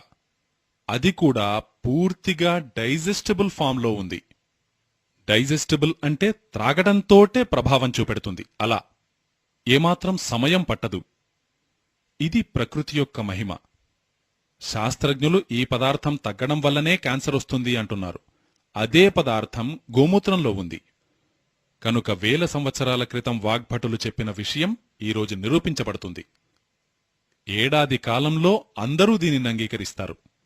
ఇప్పటి వరకు గోమూత్రంపై జరిగిన రీసెర్చ్ల అన్నింటి రిపోర్టు భారత ప్రభుత్వం ముందుంచడం జరిగింది. మీకు తెలుసా, భారత ప్రభుత్వానికి చెందిన కౌన్సిల్ ఒకటుంది, MCI, medical council of India. ముందుగా వీరి దగ్గరికి అన్ని వివరాలు వెళతాయి. ఈ రిపోర్ట్లన్నీ చూసి ఆ MCI వారు ముక్కు మూసుకున్నారు. దేని గురించి మీరిదంతా రాస్తున్నది? గోమూత్రం గురించా? ఇలా మాట్లాడతారు వారు. ఏమిటి మీరు తీసుకొచ్చింది? గోమూత్రమా? అంటే వారి దృష్టిలో ఈ గోమూత్రం ఎందుకు పనికిరానిదన్నమాట. ఇప్పుడు వారి కుతర్కమేమిటో మీరు పరిశీలించండి ఒకసారి. వారు చెప్పేది తార్కికంగా ఉంటే మనము వారితోటి చర్చించవచ్చు, వారికి వివరించవచ్చు. కాని వారు కుతర్కం చేస్తే, వారంటారు గోమూత్రం నిజంగానే అంత విలువైనదే అయితే మరి ఆవు దానిని ఎందుకు వదులుతున్నట్లు? వారితో మా సంవాదం జరిగినప్పుడు అక్కడి మోడ్రన్ డాక్టర్స్ మాతో అన్నారు, ఏమిటి పనికిమాలిన విషయాల గురించి మీరు మాట్లాడుతున్నారు? గోమూత్రమా? నేనన్నాను, బాబూ, ఇందులో చాలా ఉంది. 3,500 సంవత్సరాల క్రితం దీని వైభవాన్ని అంతగా గానం చేసిన వ్యక్తి అంత మూర్ఖుడేమీ కాదు. ఆయన తరువాత కూడా దీని విలువను గుర్తించిన వారెందరో వైద్యులున్నారు. ఎంతో మంది వైద్యులు మీకు ఇది ఫలానా అని చెప్పకుండా మందుగా మీకిది ఇచ్చి మీ రోగాలను నయం చేస్తూ ఉంటారు. వారు ఎన్నో రకాల కషాయాలు, ఎన్నో ఔషధాలు గోమూత్రంలోనే కలిపి తయారు చేస్తారు. అయితే వారు మీకు ఈ విషయాన్ని చెప్పరు. ఎందుకు? అందరు వైద్యులు నాతోటి చెప్పేదదే. వీరికి చెప్పామంటే చెప్పడంతోటే ముక్కు మూసుకుంటారు. ముక్కు మూసుకుంటే కొద్దిగా రెసిస్టెన్స్ పెరుగుతుంది. దానితో మందు యొక్క ప్రభావం తగ్గుతుంది. అందుకే వారికేమీ చెప్పకుండానే ఇస్తూ ఉంటాం. అందుకే మాకు మాత్రం కాన్ఫిడెన్స్ ఉంది. కానీ వీళ్లు మాత్రం ఇదే కుతర్కాన్ని చేస్తూ వచ్చారు. ఒకవేళ అంత పోషక విలువలు కలిగినదే అయితే మరి ఆవు దానిని ఎందుకు విడుస్తున్నట్లు అని. అప్పుడు నాకు చాలా కాలం క్రితం నాటి విషయం ఒకటి గుర్తుకు వచ్చింది. మా నాయనమ్మ మాతో అంటూ ఉండేది, ఆమె ఎప్పుడూ స్కూలుకి వెళ్ళలేదు, కాలేజీకి వెళ్ళలేదు, కానీ ఆమెకు ఎంతో జ్ఞానముండేది. మన దేశంలో అంతే, ఈ స్కూళ్లకు కాలేజీలకు వెళ్ళని వాళ్లే జ్ఞానులు. ఇది నాకు 15 ఏళ్ల అనుభవంలో తెలిసిన విషయం, నిస్సంకోచంగా అర్థమైన విషయం. ఎప్పుడూ స్కూలుకి గాని కాలేజీకి గాని వెళ్ళని వాళ్ల దగ్గర నాలెడ్జ్ చాలా ఉంది. మనం ఫంక్షనల్ నాలెడ్జ్ అంటాం కదా, అది. ఆపరేటివ్ అండ్ ఫంక్షనల్ నాలెడ్జ్ వారికి చాలా ఉంటుంది.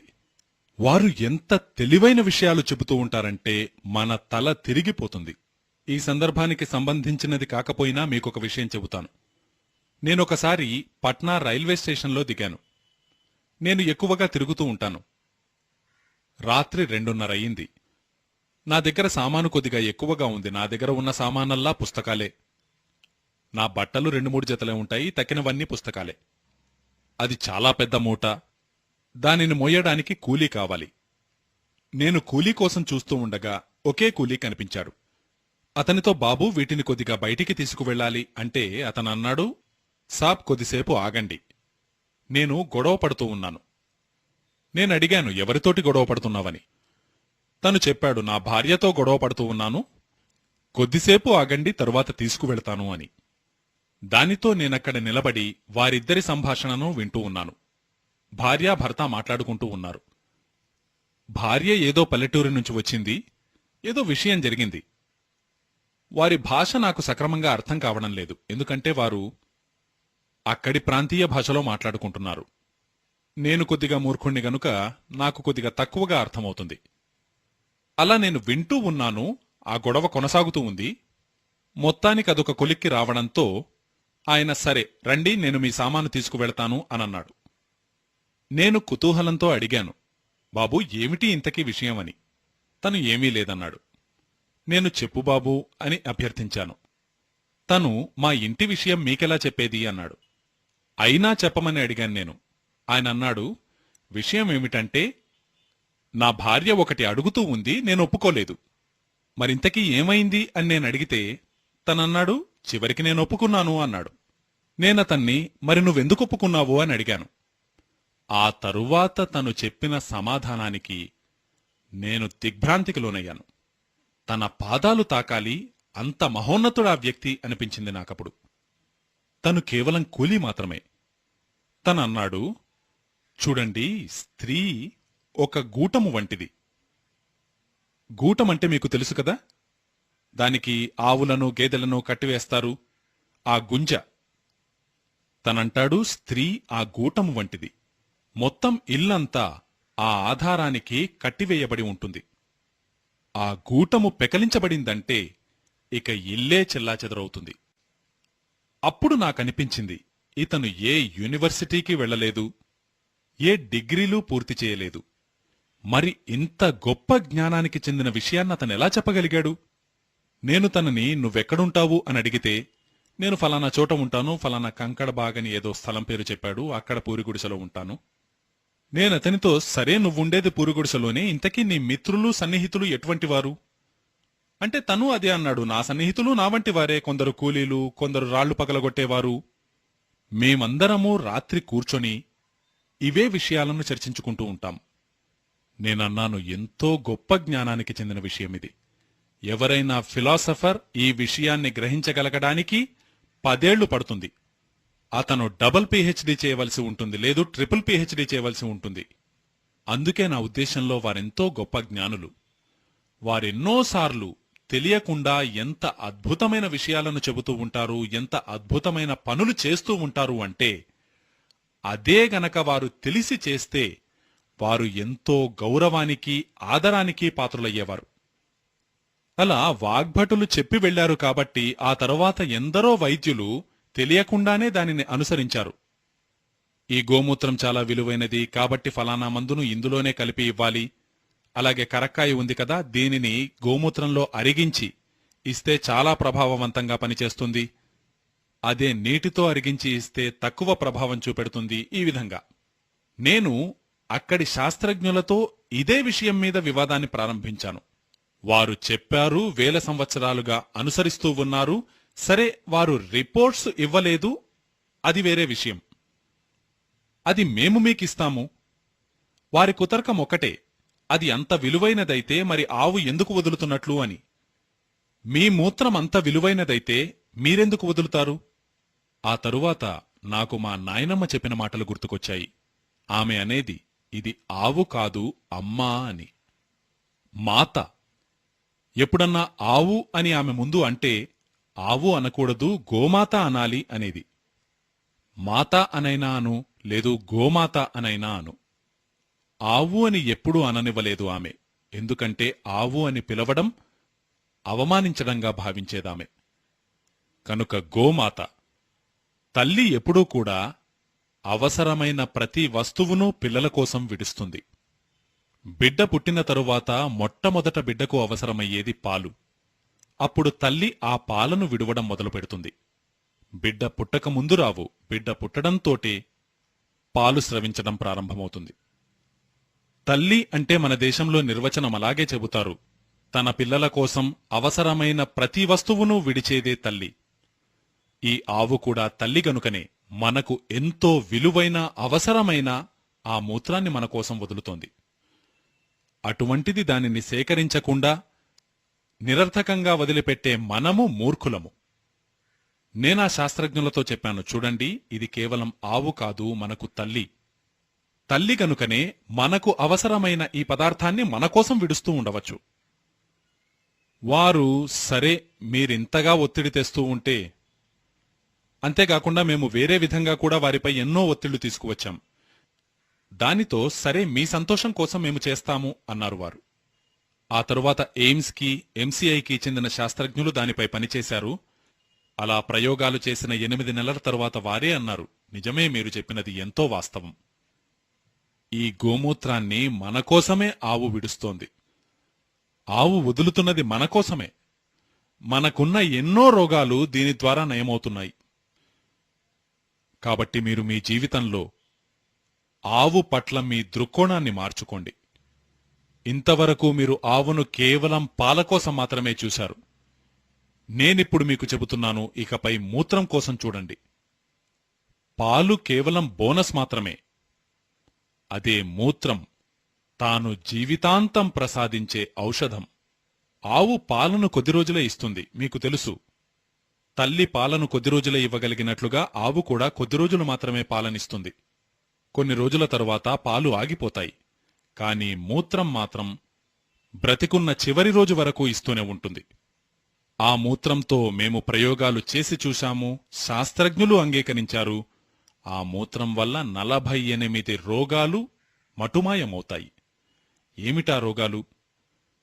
అన్ని రకాల మోకాళ్ల నొప్పులు, ఏ స్థాయిలోని మోకాళ్ల నొప్పులైనా, అలాగే పిత్తానికి చెందిన వ్యాధులు ఎటువంటివైనా, వీటితో పాటు ఎటువంటి కఫవ్యాధులైనా గోమూత్రంతో నయమవుతాయి. ఇప్పుడు మీరు దీనిని ఎలా తీసుకోవాలి అని అడగవచ్చు. వాగ్భటులంటారు, గోమూత్రాన్ని తీసుకోవాలంటే దానికి అత్యంత అనుకూలమైన సమయం ఉదయం. ఉదయం పూట తీసుకోవడమే మంచిది అని చెప్పారు. ఉదయం పూటే తీసుకోవాలి. ఎంత తీసుకోవాలి? వాగ్భటులు చెప్పి వెళ్లిన మోతాదు ఇది. చాలా తీవ్రమైన రోగాలున్నవారు రోజుకు 100 గ్రాములు, వారు 100 గ్రాములు అనలేదు, వారిచ్చిన మోతాదును గ్రాములలోకి మార్చి చూస్తే అది దాదాపుగా 100 గ్రాములవుతుంది. వారు చెప్పిన పరిమాణంలో చెబితే అర్థం కాదు.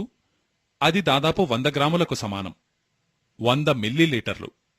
100 మిల్లీలీటర్లు అంటే మీరు టీ త్రాగుతారు కదా, అటువంటి ఒక కప్పులో 150 మిల్లీలీటర్ల టీ పడుతుంది. దానిలో 3/2 వంతులు అనుకోండి. చాలా దారుణమైనటువంటి రోగాలున్నవారికి, చాలా తీవ్రమైనటువంటి రోగాలున్నవారికి వారంటారు, మొత్తం మోతాదును సగం సగం చొప్పున తీసుకుంటే మంచిది. కాబట్టి సగం ఒకసారి తీసుకోవాలి, తక్కిన సగం మరోసారి తీసుకోవాలి. అలాగే ఎప్పుడు తీసుకున్నా పొట్ట ఖాళీగా ఉండాలి. కాబట్టి అల్పాహారానికి ముందు రోజులో 2 సార్లు పొట్ట ఖాళీగా ఉంటుంది. ఒకటి పట్టపగలు, రెండవది భోజనం చేసిన 4 గంటల తరువాత కూడా పొట్ట ఖాళీగా ఉంటుంది. కనుక సాయంత్రం కూడా తీసుకోవచ్చు రోగగ్రస్తులైన వారు. ఇక తక్కువ రోగాలున్నవారు, ఆరోగ్యంగా ఉన్నవారు రోజుకు ఒకసారి మాత్రమే తీసుకోవాలి. వారి గురించి 50 మిల్లీలీటర్ల మోతాదును వారు సూచించారు ఆరోగ్యవంతుల కోసం. తక్కువ రోగాలున్నవారు 50 మిల్లీలీటర్లు. 50 మిల్లీలీటర్లు అంటే ఒక కప్పులో 3వ వంతు 1/3 మీరు అలా తీసుకోవచ్చు. ఇప్పుడు మీరు ఏ ఆవు యొక్క మూత్రాన్ని తీసుకుంటున్నారో ఆ ఆవును గురించి కొన్ని వివరాలను వారు అందించారు సూత్రంలో. అవి ఏమిటంటే, ఏ ఆవు యొక్క మూత్రాన్ని మనం సేవిస్తూ ఉంటామో ఆ ఆవు నడవడం అవసరం. అంటే అది తిరుగుతూ ఉండాలి, చరిస్తూ ఉండాలి. కట్టివేయబడి ఉన్న ఆవు మీ ఇంట్లో కట్టివేసే ఉండి తిరగడానికి వీలులేనటువంటి ఆవు యొక్క మూత్రం వాగ్భటులంటారు అంత ఉపయోగకరం కాదు.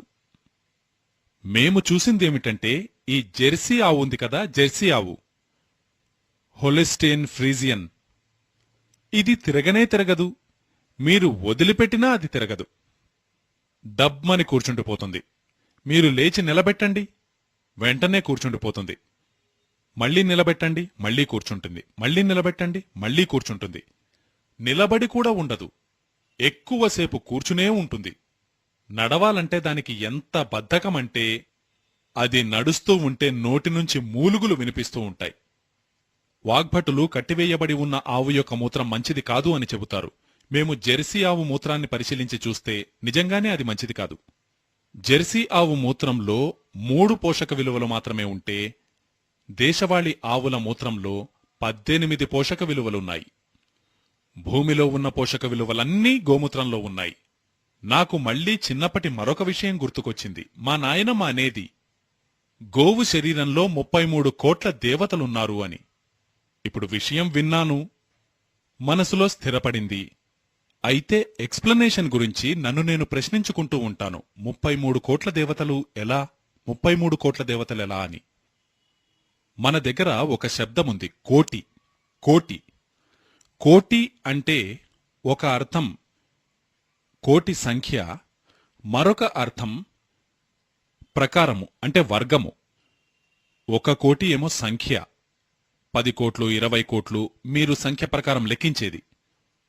కోటికి మరో అర్థం ప్రకారము, వర్గము. బహుశా ఇక్కడ చెప్పిన అర్థం వర్గానికి సంబంధించి అయి ఉండవచ్చు. 33 విధాలైన దేవతలు, 33 కోట్ల సంఖ్యలో దేవతలు అని కాదు. ఎందుకంటే వాగ్భటులు రచించిన కాలంలో భారతదేశం యొక్క జనాభాయే 20 కోట్ల కంటే తక్కువగా ఉండి ఉండేది. మరి 33 కోట్ల సంఖ్యలో దేవతలెలా ఉంటారు? మనుష్యుల సంఖ్యనే తక్కువగా ఉంటే. కాబట్టి అది వర్గాన్ని సూచిస్తుంది. ఈ మధ్య హిందూ ధర్మాన్ని హేళన చేసేవారున్నారు కదా, ఈ క్రైస్తవులు, మహమ్మదీయులు, వీరు ఇటువంటి అంశాలపైనే హిందూ ధర్మంపై హేళన చేస్తూ ఉంటారు. ఏమిటి మీ మాటలు? 33 కోట్ల మంది దేవతలేమిటి? మా దగ్గర ఒకే దేవుడుంటాడు, దేవుడెప్పుడు ఒక్కడే ఉంటాడు, ఇలా ఇలా. కాబట్టి అది 33 విధాలైన దేవతలు అయి ఉండవచ్చు. నేనొకసారి పాత పుస్తకాల నుంచి ఆవు యొక్క చిత్రపటాన్ని తీసి చూస్తే దానిలో ఆవులోని వేరువేరు స్థానాలలో వేరువేరు దేవతలు ఉంచబడ్డాయి. ఉదాహరణకు గోమూత్రంలో ధన్వంతరి దేవుడుంటాడు, గోమయంలో లక్ష్మీదేవి ఉంటుంది. ఒక సూత్రం ఉంటుంది, గోమయే వసతి లక్ష్మీ అని. ఆవు యొక్క మూత్రంలో ధన్వంతరి ఉంటాడు, గోమయంలో లక్ష్మీదేవి ఉంటుంది, మెడలో శంకరుడుంటాడు. ఇలా రకరకాలుగా చిత్రీకరించబడ్డాయి. నేను ఈ విషయాన్ని పరిశీలిద్దామనుకున్నాను. మొట్టమొదట గోమూత్రంలో ధన్వంతరి ఉండడం పూర్తిగా సమంజసమే. ఎందుకంటే ధన్వంతరి యొక్క ప్రాదుర్భావమే ఆరోగ్యం కోసం జరిగింది. కాబట్టి మూత్రంలో ధన్వంతరి ఉన్నాడు ఖచ్చితంగా. మరి ఆవు పేడలో లక్ష్మీదేవి ఉండడమేమిటి? మేము 6-7 సంవత్సరాలుగా ప్రయోగాలు చేస్తూ ఉన్నాం. ఇప్పుడు ఖచ్చితంగా దాని వివరాలు చెప్పగలం. ఆవు పేడలో లక్ష్మీదేవి కాదు, మహాలక్ష్మి ఉంది. ఎందుకంటే మేము పేడను పొలాలలో ఉపయోగించాం, యూరియా, డిఏపీలను ఆపివేశాం. భారతదేశంలో మా ఉద్యమం ఉంది కదా, హిందూ స్వరాజ్య ఉద్యమం, అలాగే ఆజాదీ బచావ్ ఉద్యమం. వీటి కార్యకర్తలు దేశమంతటా దాదాపు 18-20 వేల మంది కేవలం ఆవు పేడతోటే పంటలు పండిస్తారు. ఒక్క గింజ యూరియా కూడా వేయరు, డిఏపి వేయరు, కేవలం ఆవు పేడ మాత్రమే వేస్తారు. అవసరమొచ్చినప్పుడల్లా ఆవుపేడ మాత్రమే వేస్తారు. దానితో వారి పంట ఎంత గొప్పగా పండిందంటే మొదటి కంటే దాదాపు 2-3 రెట్లు అధికంగా దిగుబడి వచ్చింది. మొదట్లో మా కార్యకర్త ఒకరు ప్రత్తి పండించేవారు. అప్పుడు యూరియా డిఏపీలతో 1 ఎకరానికి 2-2.5 క్వింటాళ్లు మాత్రమే పండించేవారు.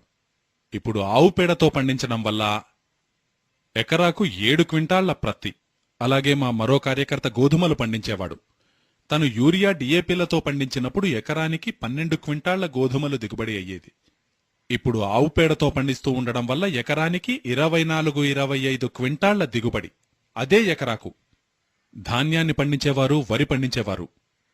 యూరియా డిఏపీలతో పండిస్తే ఎకరాకు 15-17 క్వింటాళ్ల ధాన్యం వచ్చేది. బియ్యమైతే అంతకంటే తక్కువ వచ్చేది, అది కష్టం మీద. అదే ఇప్పుడు ఆవు పేడతో పండిస్తూ ఉంటే ఎకరాకు 30 క్వింటాళ్ల వరకు వస్తుంది. సజ్జల విషయంలో చూశాం, మొక్కజొన్నల విషయంలో చూశాం. చెరకు పంట విషయంలో ఎంత అద్భుత పరిణామమంటే యూరియా డిఏపీలతో చెరకును పండిస్తే చెరకు మహా అంటే 8 అడుగుల ఎత్తు వరకు ఎదుగుతుంది. అదే ఆవు పేడతో చెరకును పండిస్తే దాదాపు 14 అడుగుల వరకు చెరకు గడ పెరుగుతుంది. చెరకులో యూరియా డిఏపీలతో రికవరీ 8% ఉంటే పేడతో రికవరీ 14-15% వరకు ఉంది. పేడ వల్ల పండిన చెరకుతో బెల్లం తయారు చేస్తే ఆ బెల్లం అంతర్జాతీయ మార్కెట్లో 70 రూపాయల కిలో పలుకుతూ ఉంది. మీరు 15 రూపాయలకు కొనడానికి సంకోచిస్తున్నారు. ఎందుకంటే ఇంటర్నేషనల్ మార్కెట్లో అంటారు, ఆవు పేడతో చేయబడినటువంటి చెరకు, దాని రసము, దాని ద్వారా తయారైన బెల్లము మరెక్కడా దొరకదు. అది దొరికేది కేవలం భారతదేశంలోనే. దానికి కారణం అది దేశవాళీ ఆవు యొక్క మహత్యం. ఆ ఆవు మరో దేశంలో లేదు. కాబట్టి పేడలో లక్ష్మి ఉంది. మీరు ఉత్పత్తిని పెంచుకుని బజారులో అమ్మడం వలన మీకు సంపద మరింత పెరుగుతుంది. కాబట్టి గోమయే వసతి లక్ష్మి, గోమూత్రే ధన్వంతరి, ఈ రకంగా ఉంటుంది శ్లోకం. ఇప్పుడు ఈ పేడ మీద ఎక్స్పెరిమెంట్ చేసి చేసి మేము ఏ స్థితికి వచ్చామంటే ఇప్పుడు ఈ పేడ నుంచి ఎలాగూ గ్యాస్ ఉత్పన్నమవుతుంది. ఆ గ్యాస్తో మీ పొయ్యి ఎలాగూ వెలుగుతుంది. ఇది పాత విషయం. ఇక ఈరోజు క్రొత్త విషయమేమిటంటే ఆవు పేడ నుంచి ఉత్పన్నమైన గ్యాస్తో వాహనాలు నడపవచ్చు. వాహనాలంటే టాటా సూమో, టాటా ఇండికా, టాటా సియరా, టాటా సఫారీ ఇవన్నీ నడుస్తాయి. ఎంతో తేలికగా నడుస్తాయి. గోబర్ గ్యాస్ ఉంది కదా, దానిని సిలిండర్లో నింపి ఆ సిలిండర్ను బండిలో ఉంచితే ఇక ఇంజిను మార్చవలసిన అవసరమే లేదు. బండి దానంతటదే పరిగెడుతుంది. ఢిల్లీలో ఐఐటి ఉంది కదా, మీకెప్పుడైనా వీలైతే అక్కడికి వెళ్లి చూడండి. ఐఐటిలో వాహనాలన్నీ గోబర్ గ్యాస్ తోటే నడుస్తాయి. ఈ విషయం మీద ఆధారపడే సుప్రీంకోర్టు ఈ మధ్యనే ఒక తీర్పిచ్చింది. ఇంతవరకు మన దేశంలో ఏమని భావించేవారంటే ఆవు పాలివ్వడం మానేస్తే ఇక అది వ్యర్థం గనక మాంసం కోసం దానిని నరకమని. ఇప్పుడు సుప్రీంకోర్టు తన తీర్పు మార్చుకుంది. ఇది పాలు ఆపివేసినా దీని ఉపయోగమేమాత్రం తరగలేదు. ఎందుకంటే అది మూత్రాన్నిస్తూ ఉంది, పేడనిస్తూ ఉంది. కోర్టు తన జడ్జిమెంటును మార్చుకుంది. భారతదేశ చరిత్రలో మొదటిసారిగా ఇలా జరిగింది. సుప్రీంకోర్టు ఈ ఎక్స్పెరిమెంటు జరిగిన తరువాత తన పాత జడ్జిమెంట్ను మార్చుకుంది. ఇప్పుడు కొద్ది రోజుల్లో మాకొక ప్రణాళిక ఉంది. మీరు సహకరిస్తే ఆ ప్రణాళిక తప్పకుండా కార్యరూపం దాల్చుతుంది. ఇప్పుడు ప్రతి ఊరిలోనూ ఆవుంది, ఆవు పేడ లభిస్తూ ఉంది. పేడ దొరుకుతూ ఉంది గనుక ప్రతి చోట చిన్న చిన్న గోబర్ గ్యాస్ ప్లాంట్లు, గ్యాస్ను ఉత్పత్తి చేయడం, సిలిండర్లలో నింపడం. మీకు తెలుసు, కంప్రెసర్ సహకారంతో ఏ గ్యాస్నైనా సిలిండర్లో నింపవచ్చు. ఆ కంప్రెసర్ సహాయంతో గ్యాస్ను సిలిండర్లలో నింపి గ్యాస్ను మీరు వాడుకోండి, ఇతరులు వాడడానికి ప్రోత్సహించండి. ఈ ఎల్పీజీ ఉచ్చు నుంచి బయటపడండి. ఎందుకంటే ఈ ఎల్పీజీ దిగుమతి చేసుకోబడేది, అంటే ఇంపోర్టెడ్. మనము ఇతర దేశాల ముందు బిచ్చగాళ్లలా నిలబడి అర్థిస్తూ ఉన్నాం, గ్యాస్ ఇవ్వండి, గ్యాస్ ఇవ్వండి అనుకుంటూ. ఇరాన్ను, ఇరాక్ను. ఇరాన్ కన్నెర్రజేసి చూస్తూ ఉంది. మేమివ్వము, ఇచ్చినా కూడా ఈ ధరకు ఇస్తాము, మీకు గిట్టుబాటైతే తీసుకోండి, లేకుంటే తీసుకోకండి. మన ప్రభుత్వమేమో ఒక పిల్లిలా వారి ముందు కూర్చుని వారిని తృప్తిపరచడానికి ప్రయత్నిస్తూ ఉంటుంది. ఈ గందరగోళం ఇక అంతం కావాలి. మనం దీని నుండి బయటపడాలి. కాబట్టి మనం గోబర్ గ్యాస్ను ఉపయోగించాలి. ఇక డీజిల్ పెట్రోల్ల అవసరమే లేదు. ఆవు జీవించి ఉన్నంతకాలం పేడనిస్తుంది, పేడ నుంచి గ్యాస్ తయారవుతుంది, గ్యాస్ నుంచి సమస్తమూ నడుస్తాయి.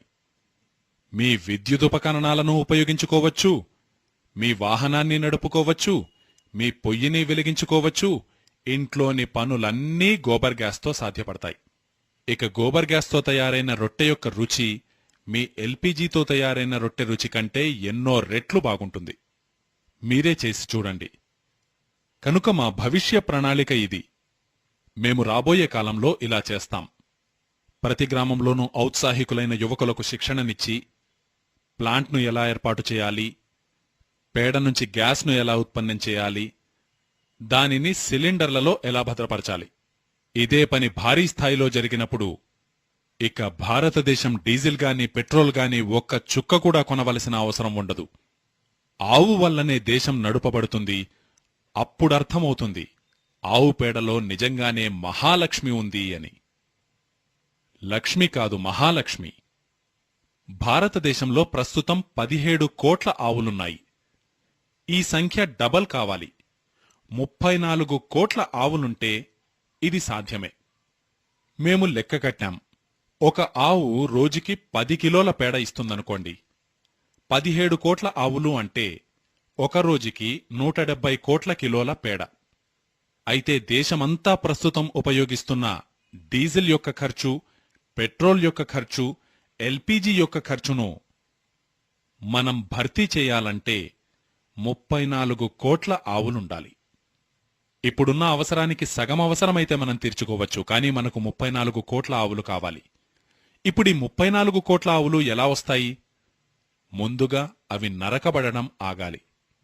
మీరు గోవులను సంరక్షించగలిగితే, అవి నరకబడడం ఆపగలిగితే వాటి సంఖ్య దానంతటదే 34 కోట్లవుతుంది. ఎందుకంటే భారతదేశం యొక్క దేశవాళీ ఆవు 20 సంవత్సరాలు జీవిస్తుంది. 20 సంవత్సరాలలో కనీసం 17 సార్లు అది గర్భం ధరించగలుగుతుంది. దేశవాళీ ఆవు. అదే ఈ జెర్సీ ఆవు ఉంది కదా, దీని ఆయు ప్రమాణం చాలా తక్కువ. మహా అంటే 8 నుంచి 9 ఏళ్ల వరకు బ్రతుకుతుంది. అదీకాక జీవితకాలంలో కేవలం 5 నుంచి 6 సార్లు మాత్రమే గర్భం దాల్చుతుంది. ఇక భారతదేశంలోని దేశవాళీ ఆవు గురించి వాగ్భటులంటారు, భగవంతుడు ఈ ఆవు వంటి అద్భుతమైన జీవిని మరొకటి సృష్టించలేదు. ఇది దేశవాళీ ఆవు. ఇది గర్భం దాల్చితే లేగదూడ పుడితే ఆవవుతుంది, కోడెదూడ పుడితే ఎద్దవుతుంది. దేశవాళీ ఆవుకి పుట్టిన కోడె మాత్రమే ఎద్దు కాగలుగుతుంది. ఈ జెర్సీ ఆవుకు పుట్టినది కాలేదు. ఈ దేశవాళీ ఆవుకే మూపురముంటుంది. ఎద్దు కావాలంటే మూపురం ఉండాలి కదా. అందుకే దేశవాళీ ఆవులను సంరక్షించడం చాలా అవసరం. ఇప్పుడు మరి ఎలా సంరక్షించడం అని మీరడుగుతారు. వాగ్భటులంటారు, భారతదేశానికి భగవంతుడనుగ్రహించిన అత్యున్నతమైన జీవి ఈ ఆవు. మనం దేశవాళీ ఆవుగా పిలుచుకునేది. ఈ ఆవును నిరంతరం సేవించాలి. ఇది సంరక్షించబడాలి. బహుశా అందుకేనేమో మన పూర్వీకులనేవారు, ఆవును పూజిస్తే మనకు మోక్షం లభిస్తుంది అని. 33 విధాలైన దేవతలు సంతుష్టులవుతారు. నేను ఇలా చేసి చూశాను. మీరు ఇంట్లో ఆవును పెంచుకోండి. ఉదయమే నిదుర లేవంగానే ఆవును చూస్తూ ఉండండి. మీరింకేమీ చేయనక్కర్లేదు, అలా చూస్తూ ఉండండి చాలు. మీలో ఎంతో ఆనందమూ ఉత్సాహమూ పుడుతుంది, కేవలం ఆవు ముఖమును చూడడంతోటే. మీరిలా చేసి చూడండి. నేనొక ఎక్స్పెరిమెంట్ చేస్తున్నాను. డిప్రెషన్ బారిన పడ్డ రోగులను అందరినీ గోశాలలో కూర్చోమంటున్నాను. మరేమీ మందులివ్వడం లేదు. మీరేమీ చెయ్యనక్కర్లేదు, కూర్చోండి. ఆ ఆవు ముందు కూర్చుని ఆ ఆవుని చూడండి. ఆ ఆవు కళ్లను చూడండి. దేశవాళీ ఆవు కళ్లలో ఉండే సౌందర్యం మీకు మరెక్కడా దొరకదు. ఇంకా మీరొక ఆవును గుర్తించగలిగితే, భారతదేశంలో కిల్లారి ఆవు అన్న ఒక ఆవు ఉంది. కిల్లారి ఆవు. ఆ ఆవు కళ్ళు పూర్తిగా గులాబీ వర్ణంలో ఉంటాయి. ఆ ఆవు కళ్లను మీరు చూస్తే ఇక డిప్రెషన్, ఒత్తిళ్లు అన్నీ మటుమాయమైపోతాయి. అంత ఆనందం లభిస్తుంది. ఆవుని కేవలం చూడడంతోటే అంతటి ఆనందాన్నిస్తుందంటే అది ఆవు యొక్క ఔన్నత్యం. మూత్రంతో ఎలాగూ ఎన్నో వ్యాధులు నయమవుతున్నాయి. అలాగే పేడతోటి ఎన్నో పనులు జరుగుతూ ఉన్నాయి మన దేశంలో. ఆ ఆవు కళ్లను చూడడంతోటే ఆనందము పొంగుతుంది. అలాగే ఆవు పక్కనే ఒక గేదెను ఉంచి చూడండి. ఒక ఆవును గేదెను పక్కపక్కనే ఉంచి గేదెను చూడండి. మీకు డిప్రెషన్ లేకపోయినా వస్తుంది. గేదె ముఖం చూడడంతోటే మనసులో ఒక విధమైన వామిటింగ్ సెన్సేషన్ మొదలవుతుంది. అదే ఆవు ముఖాన్ని చూసినప్పుడు ఎంతో ఆనందం కలుగుతుంది. అప్పుడు నాకర్థమైంది, మన పూర్వీకులు ఎందుకు ఈ ఆవు పట్ల అంత ప్రేమతో, అంత భక్తిభావంతో ప్రవర్తించేవారు, ఎందుకంతగా గోవును సేవించేవారు అన్నది. మరొక ముఖ్య విషయం మీకు తెలుసా? ఈ భారతదేశం యొక్క స్వాతంత్ర్య సమరం ఆవుతోటే మొదలైంది. 1857లో మంగల్ పాండే ఆవు కొవ్వుతో చేసిన తూటాల విషయం విని ఉండకపోతే పేలుళ్లు జరిగేవే కాదు, ఈ విప్లవం మొదలయ్యేదే కాదు. స్వాతంత్ర్యోద్యమంలో మహోన్నత నాయకులైన మహాత్మాగాంధీ అనేవారు, నా శరీరాన్నైనా ఖండించండి, కాని ఆవును ఖండించకండి. ఒకసారైతే గాంధీజీ ఆంగ్లేయులతో కఠినంగా ఇలా చెబుతారు, మీరు మమ్మల్ని బానిసలుగా ఉంచాలనుకుంటే ఉంచండి, కాని గోహత్యనొక్కటి ఆపండి, నేను ఈ ఉద్యమం నుంచి విరమించుకుంటాను అంటారు. ఎందుకంటే గోవు సంరక్షించబడిందంటే స్వాతంత్ర్యం ఎలాగూ వస్తుందని వారి భావం. ఒకసారి ఒక ఆంగ్లేయ పాత్రికేయుడు ఆయనను అడిగారు, మీకు స్వాతంత్ర్యం కావాలా, గోవు కావాలా అని. వారంటారు, గోవుని సంరక్షించండి చాలు, స్వాతంత్ర్యం ఎలాగూ వస్తుంది. గాంధీ మహాత్ముడు గోవు గురించి అలా భావించేవారు. గోవును గురించి ఇన్ని గొప్ప విషయాలు చెప్పిన నేను ఒక చెప్పకూడని విషయం కూడా చెప్పవలసి వస్తోంది. ఈ గోవులే అత్యధికంగా నరకబడుతున్నాయి. మీరున్న రాష్ట్రంలో అయితే అత్యధికంగా నరకబడుతున్నాయి, తమిళనాడు ఇంకా కేరళ. సంవత్సరానికి 4.5 కోట్ల ఆవులను నరుకుతున్నారు ఈ దేశంలో. తమిళనాడులో ఎటువంటి వధ్యశాలలున్నాయంటే ఒక్క రోజులో 14,000 ఆవులు చంపబడతాయి. మీకు కావాలంటే వాటి పేర్లు, చిరునామాలు నేనివ్వగలను. ఈ తమిళనాడులోనే. కేరళలో అంతకంటే పెద్ద వధ్యశాలలున్నాయి. అక్కడ ఒక రోజుకి 17,000-18,000 ఆవులు నరకబడతాయి. ఇన్ని ప్రయోజనాలున్న గోవు నరకబడుతూ ఉంది. భారతదేశం ఈ డీజిల్, పెట్రోళ్ల చక్రవ్యూహం నుంచి బయటపడాలంటే ఈ గోహత్య ఆగిపోవలసిందే. నేను మీకొక క్యాల్కులేషన్ చెబుతాను. మీరు ఎల్పీజీ గ్యాస్ని సిలిండర్ ఎంతకి కొంటున్నారు? 300 రూపాయలకు కదా? అంతే పరిణామమున్న సిలిండర్ గోబర్ గ్యాస్ దైతే మీకు 67 రూపాయల ఖర్చవుతుంది. 67. మీ వాహనం లీటర్ పెట్రోలుకు ఎన్ని కిలోమీటర్లు పయనిస్తుంది? 20 కిలోమీటర్లు కదా? 10 కిలోమీటర్లు లేదు, మంచి వాహనం అనుకుందాం, 20 కిలోమీటర్లు ప్రయాణిస్తుంది. 1 లీటర్ పెట్రోల్తో మంచి వాహనమైతే 20 కిలోమీటర్లు ప్రయాణిస్తుంది. అదే 1 కిలో గోబర్ గ్యాస్తో 33 కిలోమీటర్లు ప్రయాణిస్తుంది. అదే వాహనం 1 కిలో గోబర్ గ్యాస్తో 33 కిలోమీటర్లు. మీరు కిలోమీటర్కు ఎంత ఖర్చవుతుంది అన్నది అంచనా కడతారు కదా, పర్ కిలోమీటర్ కాస్ట్. అది డీజిల్ విషయంలో అయితే 4-4.5 రూపాయలు పడుతుంది. అదే పెట్రోల్ అయితే 6-6.5 రూపాయలు పడుతుంది. ఆవు పేడతో పర్ కిలోమీటర్ అయ్యే ఖర్చు ₹15. కనుక చౌకగా లభిస్తుంది. అంతేగాకుండా అత్యధికంగా మనకి లభిస్తుంది, ఎందుకంటే మన దగ్గర ఎన్నో ఆవులున్నాయి. ఇవి కాక దేశమంతటికీ పెట్రోలు, డీజిళ్ల ఖర్చు ఇప్పుడు సంవత్సరానికి 2,80,000 కోట్ల రూపాయలవుతోంది. ప్రభుత్వానికి ఇదే పెద్ద సమస్య అయి కూర్చుంది.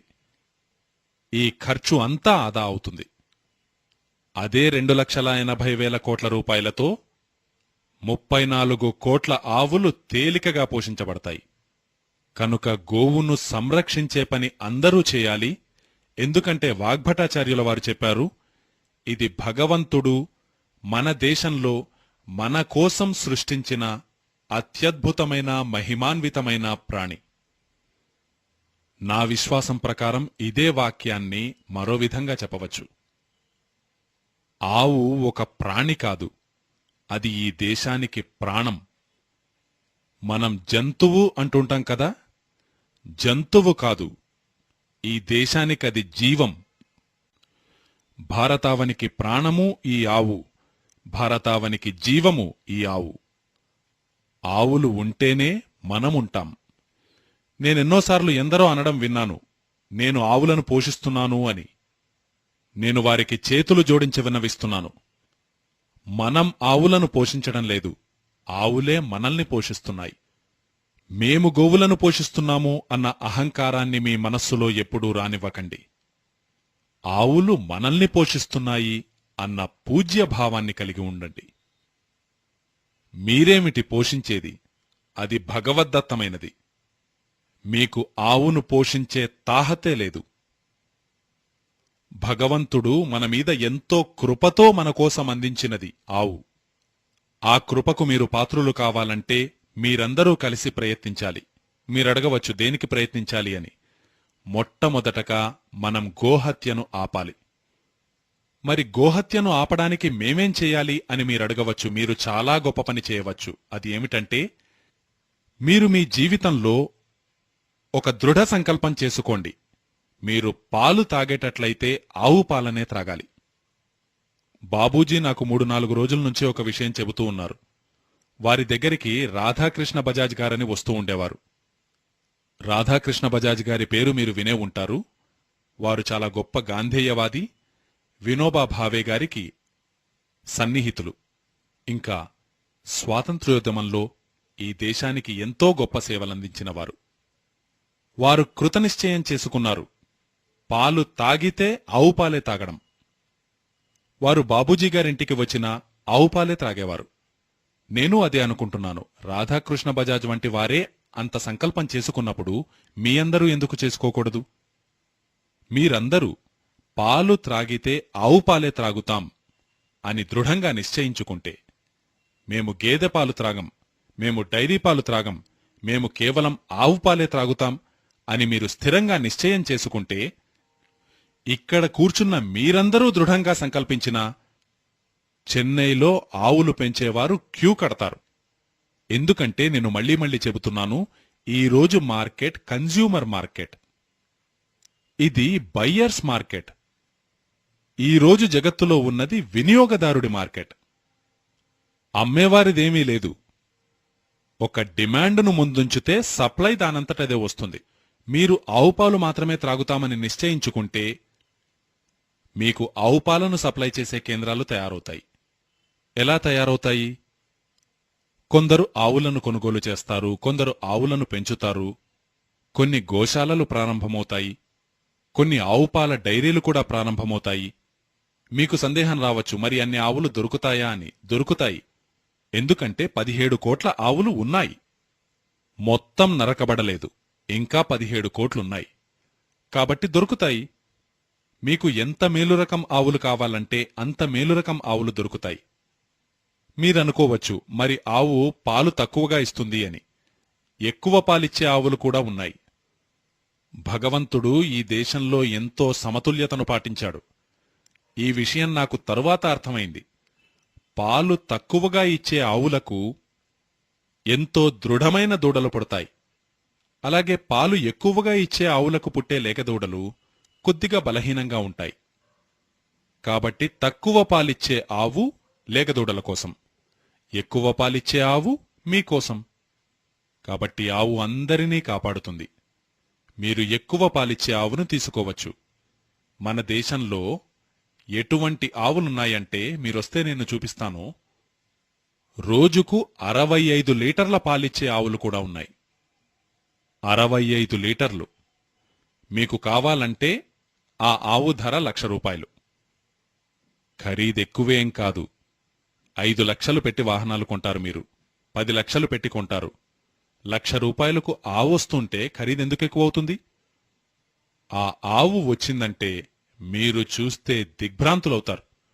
నేను హర్యానాలో చూశాను, పంజాబ్లో చూశాను. రోజుకు 65 లీటర్ల పాలిస్తాయి. ఆ పాలు పితకడానికి కూడా ఒక్కరు సరిపోరు. రోజుకు 3 కావాలి. ఎంతని పితుకుతారెవరైనా?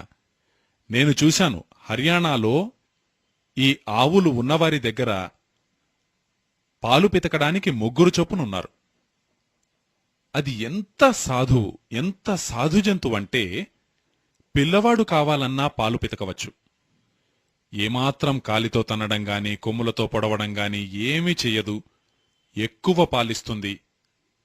అలాగే ఆహారం కూడా ఎక్కువగా తీసుకుంటుంది.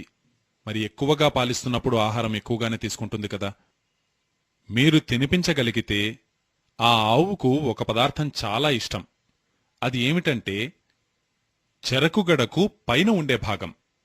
మీరది తినిపిస్తూనే ఉండండి, ఆ ఆవు ఇచ్చే పాల పరిమాణము పెరిగిపోతూనే ఉంటుంది. ఒకసారి తల్లి అయిన తరువాత ఇక దాని పాలు పెరుగుతూనే పోతుంటాయి. మీరు కేవలం ఆ చెరకుగడకు పైభాగాన్ని తినిపిస్తూ ఉంటే సరిపోతుంది. కాబట్టి మన దేశంలో రోజుకు 65 లీటర్ల పాలిచ్చే ఆవులు ఉన్నాయి, రోజుకు 1 లీటర్ పాలిచ్చే ఆవులు ఉన్నాయి. మీకు దగ్గరలో ఎక్కువగా అటువంటివి ఉన్నాయి. అయితే 1 లీటరు పాలు ఇచ్చే ఆవులను కూడా చిన్నచూపు చూడకండి.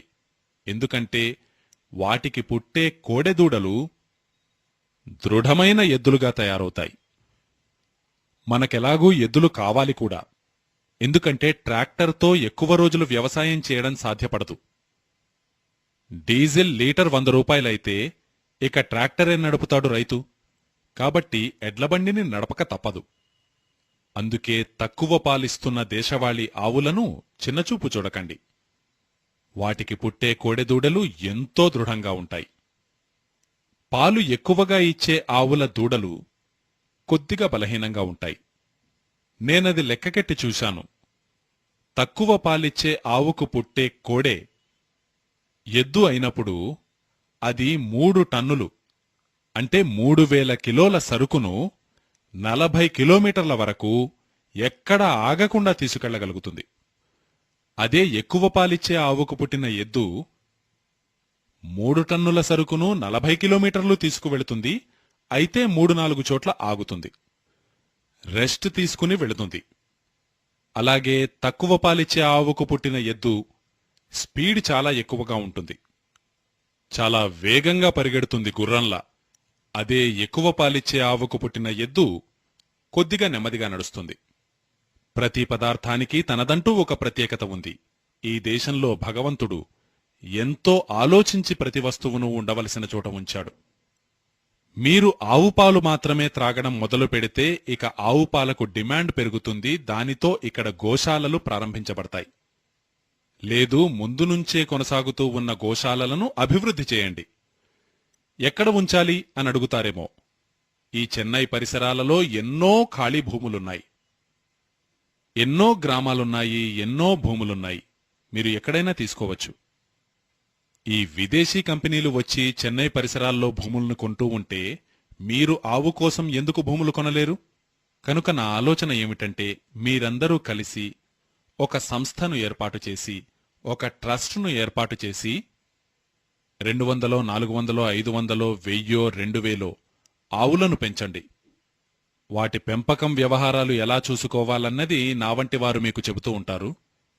అలాగే ఎవరైనా తమ పేరు మీద అక్కడ ఆవులను పెంచవచ్చు. 10,000 చొప్పున సేకరించండి. మీ పేరు మీద అక్కడ ఒక ఆవు ఉంటుంది. మేత తినిపిస్తూ ఆ ఆవుకు సంబంధించిన వ్యవహారాలను చూసుకునేవారు ఎంతమంది కావాలన్నా దొరుకుతారు. ఎందుకంటే గోవులను పోషించాలి అన్న భక్తిభావం ఇప్పటికీ ఎంతోమంది హృదయాలలో ఉంది. గోసేవ కోసం ఎక్కడికైనా వెళ్లడానికి సిద్ధపడే వేల మందిని నేను బీహార్లో చూశాను. అలాగే ఉత్తరప్రదేశ్లోనూ ఉన్నారు. కాబట్టి వారు వస్తారు, మీ గోవుల సంగతి చూసుకుంటారు. వారికి పుణ్యం కావాలి, మోక్షం కావాలి, మీకు పాలు కావాలి. ఇద్దరికీ సరిపోతుంది. కాబట్టి పోషించేవారు దొరుకుతారు, గోవులు దొరుకుతాయి. మీరు కేవలం సంకల్పం చేసుకోండి చాలు, మేమెలాగైనా చేస్తాము అని. అలాగే మీలో దానగుణమున్నవారెవరైనా ఉంటే మీరు కూడా ఆవు కోసం కొద్దిగా బయటికి తీయండి. గోవు కోసం కొద్ది కొద్దిగా తీసినా మొత్తం ఏర్పాట్లన్నీ జరిగిపోతాయి. నేను మా చిన్న గ్రామాన్ని మీకు ఉదాహరణగా చెబుతున్నాను. నేను చాలా చిన్న గ్రామంలో ఉంటాను. దాని పేరు సేవా గ్రామము. గాంధీజీ ఏర్పాటు చేసిన గ్రామం అది. గాంధీజీ యొక్క ప్రభావం ఇప్పటికీ ఆ గ్రామంలో ఉంది. గాంధీజీ గోవులను ఎంతగానో ప్రేమించేవారు. అందుకే ఆ గ్రామంలో ఇప్పటికీ రైతులందరూ గోవులనే పెంచుతారు. నేనుంటున్న చిన్న గ్రామానికి దగ్గరలో ఉన్న 40 గ్రామాలలో 56,000 ఆవులున్నాయి. దగ్గరిలోని 40 గ్రామాలలో 56,000 ఆవులు. ప్రతిరోజు 1,00,000 లేదు 1,25,000 లీటర్ల పాలొస్తాయి. అవసరాన్ని బట్టి అవి వినియోగించబడతాయి. మిగిలిన పాలతో బిస్కెట్లు తయారు చేస్తారు. మా దగ్గర ఆవు పాలతో చేసిన బిస్కెట్ మీరు తిన్నారంటే ఇక మీరు మిగతా బిస్కెట్లన్నిటినీ మర్చిపోతారు. అప్పటికీ మిగిలితే పెరుగు చేస్తారు. పెరుగు నుంచి మజ్జిగ, మజ్జిగ నుంచి వెన్న తీస్తారు. వెన్న నుంచి నెయ్యిని తయారు చేస్తారు. కాబట్టి అక్కడ మీకు ఆవు నెయ్యి దొరుకుతుంది, వెన్న దొరుకుతుంది, కోవా దొరుకుతుంది. ఇటువంటి ఆవు ద్వారా వచ్చే ఉత్పత్తులన్నీ దొరుకుతాయి. ఈ ఆవులను పోషించే రైతుల దగ్గర భూమి ఎక్కువగా లేదు. మీరొక్కసారి ఈ విషయాన్ని పరిశీలించండి. ఎవరి దగ్గరైనా ఎకరమో మహా అంటే 2 ఎకరాలు. కానీ అందరూ లక్షాధికారులే. ఆవుల వల్ల భూమి ఎక్కువగా లేదు. ఉన్న భూమి వల్ల ఆవు మేతకు మాత్రమే సరిపోతుంది. అయితే వారు పాలు, పాల ద్వారా తయారు చేయబడే ఇతర ఉత్పత్తులతోటే ఆ స్థితికి వచ్చారు. కొందరు రైతులు ఎలా ఆలోచిస్తున్నారంటే ఇక వారు పాలివ్వడం మానేశారు. మీకు మేము పాలివ్వము, నెయ్యి కావాలంటే మా దగ్గర తీసుకోండి అంటూ. మీకు కావాలంటే శుద్ధమైన ఆవు నెయ్యినిస్తాము కానీ పాలివ్వము అంటారు వారు. ఎందుకిలా అని నేనొకసారి వారిని అడిగితే వారన్నారు, మేము పాలివ్వడంతో మాకు పాలు మిగలడం లేదు. అదే నెయ్యిని మాత్రం ఇస్తూ ఉంటే మాకు కనీసం మజ్జిగన్నా మిగులుతుంది కదా. ఎంత తెలివిగా చెప్పారో చూడండి. ఆ వ్యక్తి యూనివర్సిటీకి వెళ్లలేదు. అతను ఆగ్రో ఎకనామిక్స్ చదవలేదు. తానంటున్నాడు, నేను పాలిచ్చానంటే నాకేమీ మిగలదు, అదే నేను మీకు నెయ్యి ఇవ్వడం వల్ల నాకు మజ్జిగ కూడా మిగులుతుంది. మజ్జిగ నేను త్రాగుతాను, నా పిల్లలు త్రాగుతారు, అప్పటికీ మిగిలితే ఆవే త్రాగుతుంది, నెయ్యి మీరు తీసుకోండి. అప్పుడు నాకొక విషయం అర్థమైంది. మన దేశంలో పూర్వకాలంలో అంటూ ఉండేవారు, పాలను అమ్మకూడదు అని. మీరెప్పుడైనా విన్నారా? పూర్వం అంటూ ఉండేవారు, పాలను అమ్మకూడదు. పాలమ్మడం అంటే పుత్రుణ్ణమ్మడమే అనేవారు. పుత్రుణ్ణి అమ్మలేకపోతే పాలను అమ్మకూడదు అని. ఎందుకంటే మీరు పాలమ్మితే మీ దగ్గర మిగిలేదేమీ ఉండదు. అందుకే ఆ పాలతో పెరుగు చేయండి, పెరుగు నుంచి మజ్జిగ చేయండి, మజ్జిగ నుంచి వెన్న తీయండి, వెన్నతో నెయ్యి చేసి ఆ నెయ్యి నమ్మండి. నెయ్యి ధర కూడా ఎక్కువ. మా దగ్గర 180 రూపాయలకు కిలో చొప్పున అమ్ముతారు. అదే నెయ్యిని బొంబాయిలో 500 రూపాయలకు కిలో చొప్పున అమ్ముతారు. అదే బెంగుళూరులో 600 రూపాయలకు కిలో చొప్పున అమ్మితే జర్మనీకి వెళితే 4,000 రూపాయలకు కిలో చొప్పున అమ్ముతారు. అదే నెయ్యి 180 రూపాయలతో మొదలుకొని 4,000 రూపాయల కిలో వరకు దేశవాళీ ఆవుల నెయ్యి ధర పలుకుతోంది. జర్మనీ, అమెరికా వంటి దేశాలలో వారికి కావాలంటే అక్కడ దొరకనే దొరకదు. ఎందుకంటే వారి దగ్గర ఉన్నవి దేశవాళీ ఆవులు కాదు, జెర్సీ ఆవులు. కాబట్టి నా విశ్వాసం ఏమిటంటే మీరు కొద్దిగా గోవులను సంరక్షించడానికి, పెంచడానికి, గోశాలలు నిర్మించడానికి సంకల్పబద్ధులవుతే మీ గోశాలకు డబ్బు రూపంలో పెద్దగా ఏమీ అవసరం ఉండదు. నేను మీకు వినమ్రుణ్ణై విన్నవిస్తున్నాను. ఒక ఆవు ఇచ్చే పాలతో సాలీనా వచ్చే ఆదాయం 2 లక్షల రూపాయలు. ఆ ఆవు మేత ఖర్చు 20,000 రూపాయలు. మేత ఖర్చు 20,000 రూపాయలు, వచ్చే ఇన్కమ్ 2 లక్షల రూపాయలు. పాల రూపేణ, పెరుగు రూపేణ, వెన్న రూపేణ, నెయ్యి రూపేణ, మూత్రం రూపేణ, ఇంకా పేడ రూపేణ టోటల్ ఇన్కమ్ 2 లక్షలు. అదే ముసలిదై పాలివ్వడం ఆపేసినా కూడా ఇన్కమ్ మాత్రం 1,25,000 ఉంటుంది. అప్పుడు కూడా. కాబట్టి ఇన్పుట్ తక్కువ, అవుట్పుట్ ఎక్కువ. అందుకే మీరు ఆవుతో వ్యాపారం చేస్తే, ఆవుతో అంటే నా అర్థం పాల యొక్క, పెరుగు యొక్క, వెన్న యొక్క, నెయ్యి యొక్క, మూత్రం యొక్క, పేడ యొక్క వ్యాపారం మీరు చేస్తే, మీరు మొదలుపెట్టి చూడండి. నేనీరోజు చెబుతున్నాను, 3 ఏళ్ల తర్వాత ప్రభుత్వమే చెబుతుంది విషయం. ప్రతిచోటా గోబర్ గ్యాస్ ప్లాంట్లు పెట్టండి, గ్యాస్ను ఉత్పత్తి చేయండి, వాహనాలు నడపండి. మేము డీజిల్ ఇక తీసుకురాలేం, పెట్రోలు తీసుకురాలేం. లీటరు 150 రూపాయలు. అందుకే ఇక్కడ గోమూత్రంతో ప్రారంభమైన ఈ విషయం ఇక్కడి వరకు వచ్చింది. మీరు ఆవు పాలు మాత్రమే త్రాగడం ప్రారంభిస్తే ఆవుల సంఖ్య పెరుగుతుంది. అలాగే ఔషధంగా గోమూత్రాన్ని అధికంగా ఉపయోగించడం వల్ల కూడా ఆవుల సంఖ్య పెరుగుతుంది. ఎరువుగా ఆవు పేడను వాడడం వల్ల కూడా ఆవుల సంఖ్య పెరుగుతుంది. ఈ 3 విధాలుగా మీరు గోవును సంరక్షించవచ్చు, వాటి సంఖ్యను పెంచవచ్చు కూడా. ఇక్కడ మన నిరంజన్ భాయి ఉన్నారు. వారు వారి ధర్మపత్ని గోసేవలో నిమగ్నమై ఉంటారు. మీకెప్పుడన్నా గోమూత్రం కావాలంటే వారి దగ్గర తీసుకోవచ్చు. నేనింకో 5 నిమిషాలలో పూర్తి చేస్తాను. గోమూత్రంతో ఇంకా ఏమేం చేయగలం? వాగ్భటులంటారు, కంటి రోగాలన్నీ, కంటికి వచ్చే రోగాలు, కఫ సంబంధిత రోగాలు. ఇప్పుడు కంటి శుక్లం వచ్చిందనుకోండి, ఇది కఫ రోగం. దీనిని ఆంగ్లంలో క్యాటరాక్ట్ అంటారు. అలాగే గ్లూకోమా అని ఒక రోగం ఉంది కదా. ఇంకా రెటినల్ డిటాచ్మెంట్ అని మరో కంటి రోగం ఉంది. దీనికి ప్రపంచంలో మరెక్కడా చికిత్సే లేదు, ఆపరేషన్ కూడా లేదు. చేసినా రిజల్ట్ సమర్థవంతంగా లేదు. మీరు అమెరికాకైనా వెళ్లి చూడండి, రెటినల్ డిటాచ్మెంట్ ఉంది అంటే డాక్టర్ అంటాడు, ఆపరేషన్ చేస్తాను కానీ గ్యారంటీ ఇవ్వలేను అని. విజన్ వస్తుందో రాదో చెప్పలేను అంటాడు. ఇలా రెటినల్ డిటాచ్మెంట్, గ్లూకోమా, క్యాటరాక్ట్. ఇంకా కళ్లకు సంబంధించి చిన్న చితక అనేక వ్యాధులున్నాయి. కళ్ళు ఎర్రబడడం, కంటి నుంచి నీరు కారడం, కంట్లో దురద పుట్టడం. ఈ చిన్న సమస్యలతో మొదలుకొని అతిపెద్ద రెటినల్ డిటాచ్మెంట్ వరకు ఈ కంటి వ్యాధులన్నీ గోమూత్రంతో నయమవుతాయి, క్యూర్ అవుతాయి. మాటను జాగ్రత్తగా వినండి. కంట్రోల్ అవ్వడం కాదు, క్యూర్ అవుతాయి, సమూలంగా అంతమవుతాయి. ఏమి చెయ్యాలి అని మీరు అడగవచ్చు. మీరు చేయవలసినదల్లా దేశవాళీ గోవు మూత్రాన్ని ఒక బట్టతో తడిపి ఒక్కొక్క చుక్కను కంటిలో వేసుకోవాలి. మీలో ఎవరైనా కళ్లజోడు వదిలించాలనుకుంటే తప్పకుండా వేసుకుని చూడండి. 3 నెలల్లో మీ నెంబర్ మారిపోతుంది. మరో 1.25-2 నెలల్లో ఇక మీకు కళ్లజోడే అవసరం లేకుండా పోతుంది. గ్లూకోమా ఆపరేషన్ లేకుండా నయమవుతుంది 4-4.25 నెలల్లో.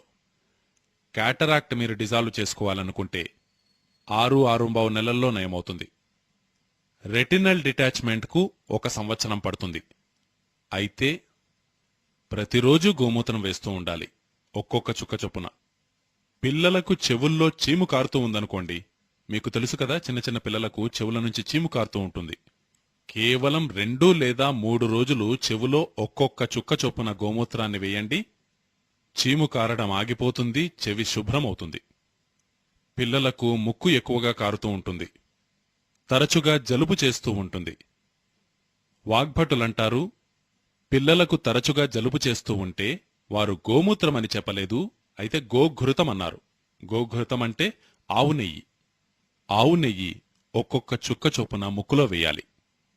ఇక ఆ జలుబు కుందేటి కొమ్ములా మటుమాయమవుతుంది.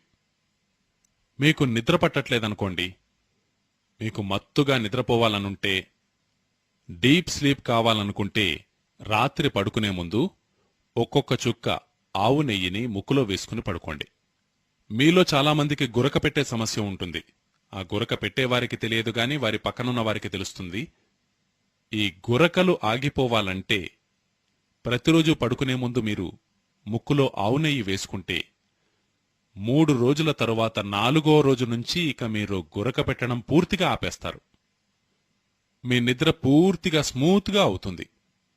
కనుక ఆవు నెయ్యి వల్ల కూడా ఎన్నో ఔషధీయ ప్రయోజనాలున్నాయి, గోమూత్రం వల్ల ఎలాగూ ఉన్నాయి. ఇక వెంట్రుకలు రాలడం. చాలామంది స్త్రీలకు ఈ సమస్య ఉంటుంది. మీరు ఆవు పాలతో పెరుగు చేయండి. ఆ పెరుగును తామ్రపాత్రలో అంటే రాగి పాత్రలో 5-6 రోజులు ఉంచండి. ఆ పెరుగు పచ్చటి రంగులో తయారవుతుంది. తరువాత దానిని తలకు పట్టించాలి. 1 గంట తరువాత కుంకుడుకాయతో తలని శుభ్రం చేసుకోవాలి. షాంపూతో కాదు, కుంకుడుకాయతో. ఇలా వారానికి 4 సార్లు చేయవచ్చు. ఇలా చేస్తే కేవలం వారం రోజుల్లోనే వెంట్రుకలు రాలడం ఆగిపోతుంది. ఒకే వారంలో. ఎంతోమంది చెల్లెళ్ళైతే నాతో చెప్పారు, రాజీవ్ భాయ్ మేము కేవలం ఒక్కసారే చేశాము, దానితోటే ఆగిపోయాయి అని. సరే, భవిష్యత్తులో ఎప్పుడూ వెంట్రుకలు రాలకుండా, వెంట్రుకలు దృఢంగా ఆరోగ్యవంతంగా ఉండాలంటే నెలలో ఒకసారి తల వెంట్రుకలను గోమూత్రంతో శుభ్రం చేయండి. అది చాలా మంచి కండిషనర్, న్యాచురల్ ఆర్గానిక్ కండిషనర్ గోమూత్రం. మీరు కండిషనర్ను ఉపయోగించే విధంగా దీనిని వాడవచ్చు. ఎలా ఉపయోగించాలి? గోమూత్రంలో కొద్దిగా నీటిని కలపండి, మీరు కండిషనర్ని వాడినట్లుగా దీనిని వాడండి. ఇక తరువాతి విషయం, చంటి బిడ్డలకు ఒక్కోసారి ప్రక్కటెముకలు చాలా ఇబ్బందిని కలిగిస్తూ ఉంటాయి. మీకు తెలుస్తూ ఉంటుంది, కఫం ఎక్కువగా పేరుకుపోవడం వల్ల అలా జరుగుతుంది. అటువంటి పిల్లలకు 1 చెంచాడు గోమూత్రాన్ని త్రాగించండి, ఒకే రోజులో ఆ కఫమంతా దూరమవుతుంది. మీరు కూడా సగం కప్పు వరకు ప్రతిరోజు త్రాగవచ్చు. అలా చేయడం వల్ల మూత్రపిండాలకు చెందిన రోగాలు మీకు తెలుసు కదా, కిడ్నీ ఫెయిల్యూర్, ఇంకా మరెన్నో కిడ్నీ సమస్యలు. వీటన్నిటి విషయంలోనూ గోమూత్రాన్ని ఉపయోగించి చూడండి. చాలా ప్రభావవంతమైన ఔషధం గోమూత్రం. 1/2 కప్పు చొప్పున తీసుకోండి చాలు. కిడ్నీ ఫెయిల్యూర్కి సంబంధించిన అన్ని కేసెస్లోనూ మీరు ఉపయోగించవచ్చు. మూత్ర సంబంధిత ప్రతి రోగం విషయంలోనూ వాడవచ్చు. ఇప్పుడు మూత్రం కొద్దిగా రావడం, గోమూత్రం త్రాగడం ప్రారంభించండి. సులభంగా మూత్ర విసర్జన జరుగుతుంది. అలాగే మూత్ర విసర్జన జరగడంతో దురద రావడం, గోమూత్రం త్రాగడం మొదలు పెడితే ఆ దురద పూర్తిగా పోతుంది. కొందరికి మూత్రం ఎర్రటి రంగులో వస్తూ ఉంటుంది. గోమూత్రం త్రాగడం మొదలు పెట్టండి, మామూలు కలర్కు వస్తుంది. మూత్ర సంబంధితమైన దాదాపు 22-23 రోగాలు ఈ గోమూత్రం వల్ల నయమవుతాయి. మీకు మలబద్ధకం ఉందనుకోండి, 3 రోజులు సగము కప్పు చొప్పున గోమూత్రం త్రాగండి. 4వ రోజు నుంచి మీ మలబద్ధకం సమస్య పూర్తిగా పోతుంది. అలాగే మీ శరీరంలో వాతానికి, కఫానికి, పిత్తానికి చెందిన అనేక రోగాలు గోమూత్రం వల్ల నయమవుతాయి. పిత్త సంబంధిత రోగాల విషయంలో మాత్రం వాగ్భటులు చెప్పిన విషయాన్ని గుర్తుంచుకోండి. పిత్త సంబంధిత రోగాల విషయంలో ఆవు నెయ్యిని ఎక్కువగా వాడండి. పిత్త సంబంధిత రోగాలంటే మీకు తెలుసు కదా, గ్యాస్ తయారు కావడం, యాసిడిటీ. పిత్త సంబంధిత రోగాలను గోమూత్రంతో నయం చేసుకోవాలనుకునేవారు నెయ్యిని ఎక్కువగా తీసుకోవాలి. అంతే, వారి విషయంలో విన్నవించదగినది ఇంతే. ఇక వాతము, కఫరోగముల విషయంలో అయితే వారు కేవలం గోమూత్రాన్ని తీసుకోవచ్చు. ఇలా కేశ సంరక్షణకు, చర్మ సంరక్షణకు కూడా గోమూత్రంతో మాలిష్ చేసుకోండి. మీరు మీ శరీరంపై ఉన్న తెల్లటి మచ్చలన్నీ పోతాయి. కళ్ల క్రింద డార్క్ సర్కిల్స్ ఉన్నాయనుకోండి, ప్రతిరోజు ఉదయమే ఇలా గోమూత్రాన్ని వ్రాస్తూ ఉండండి, డార్క్ సర్కిల్స్ పూర్తిగా పోతాయి. గజ్జి వచ్చినా, దురద వచ్చినా, ఎగ్జిమా వచ్చినా కొద్దిగా మాలిష్ చేయండి, మొత్తం పోతాయి. కాబట్టి ఈ గోమూత్రం చాలా అద్భుతమైనది.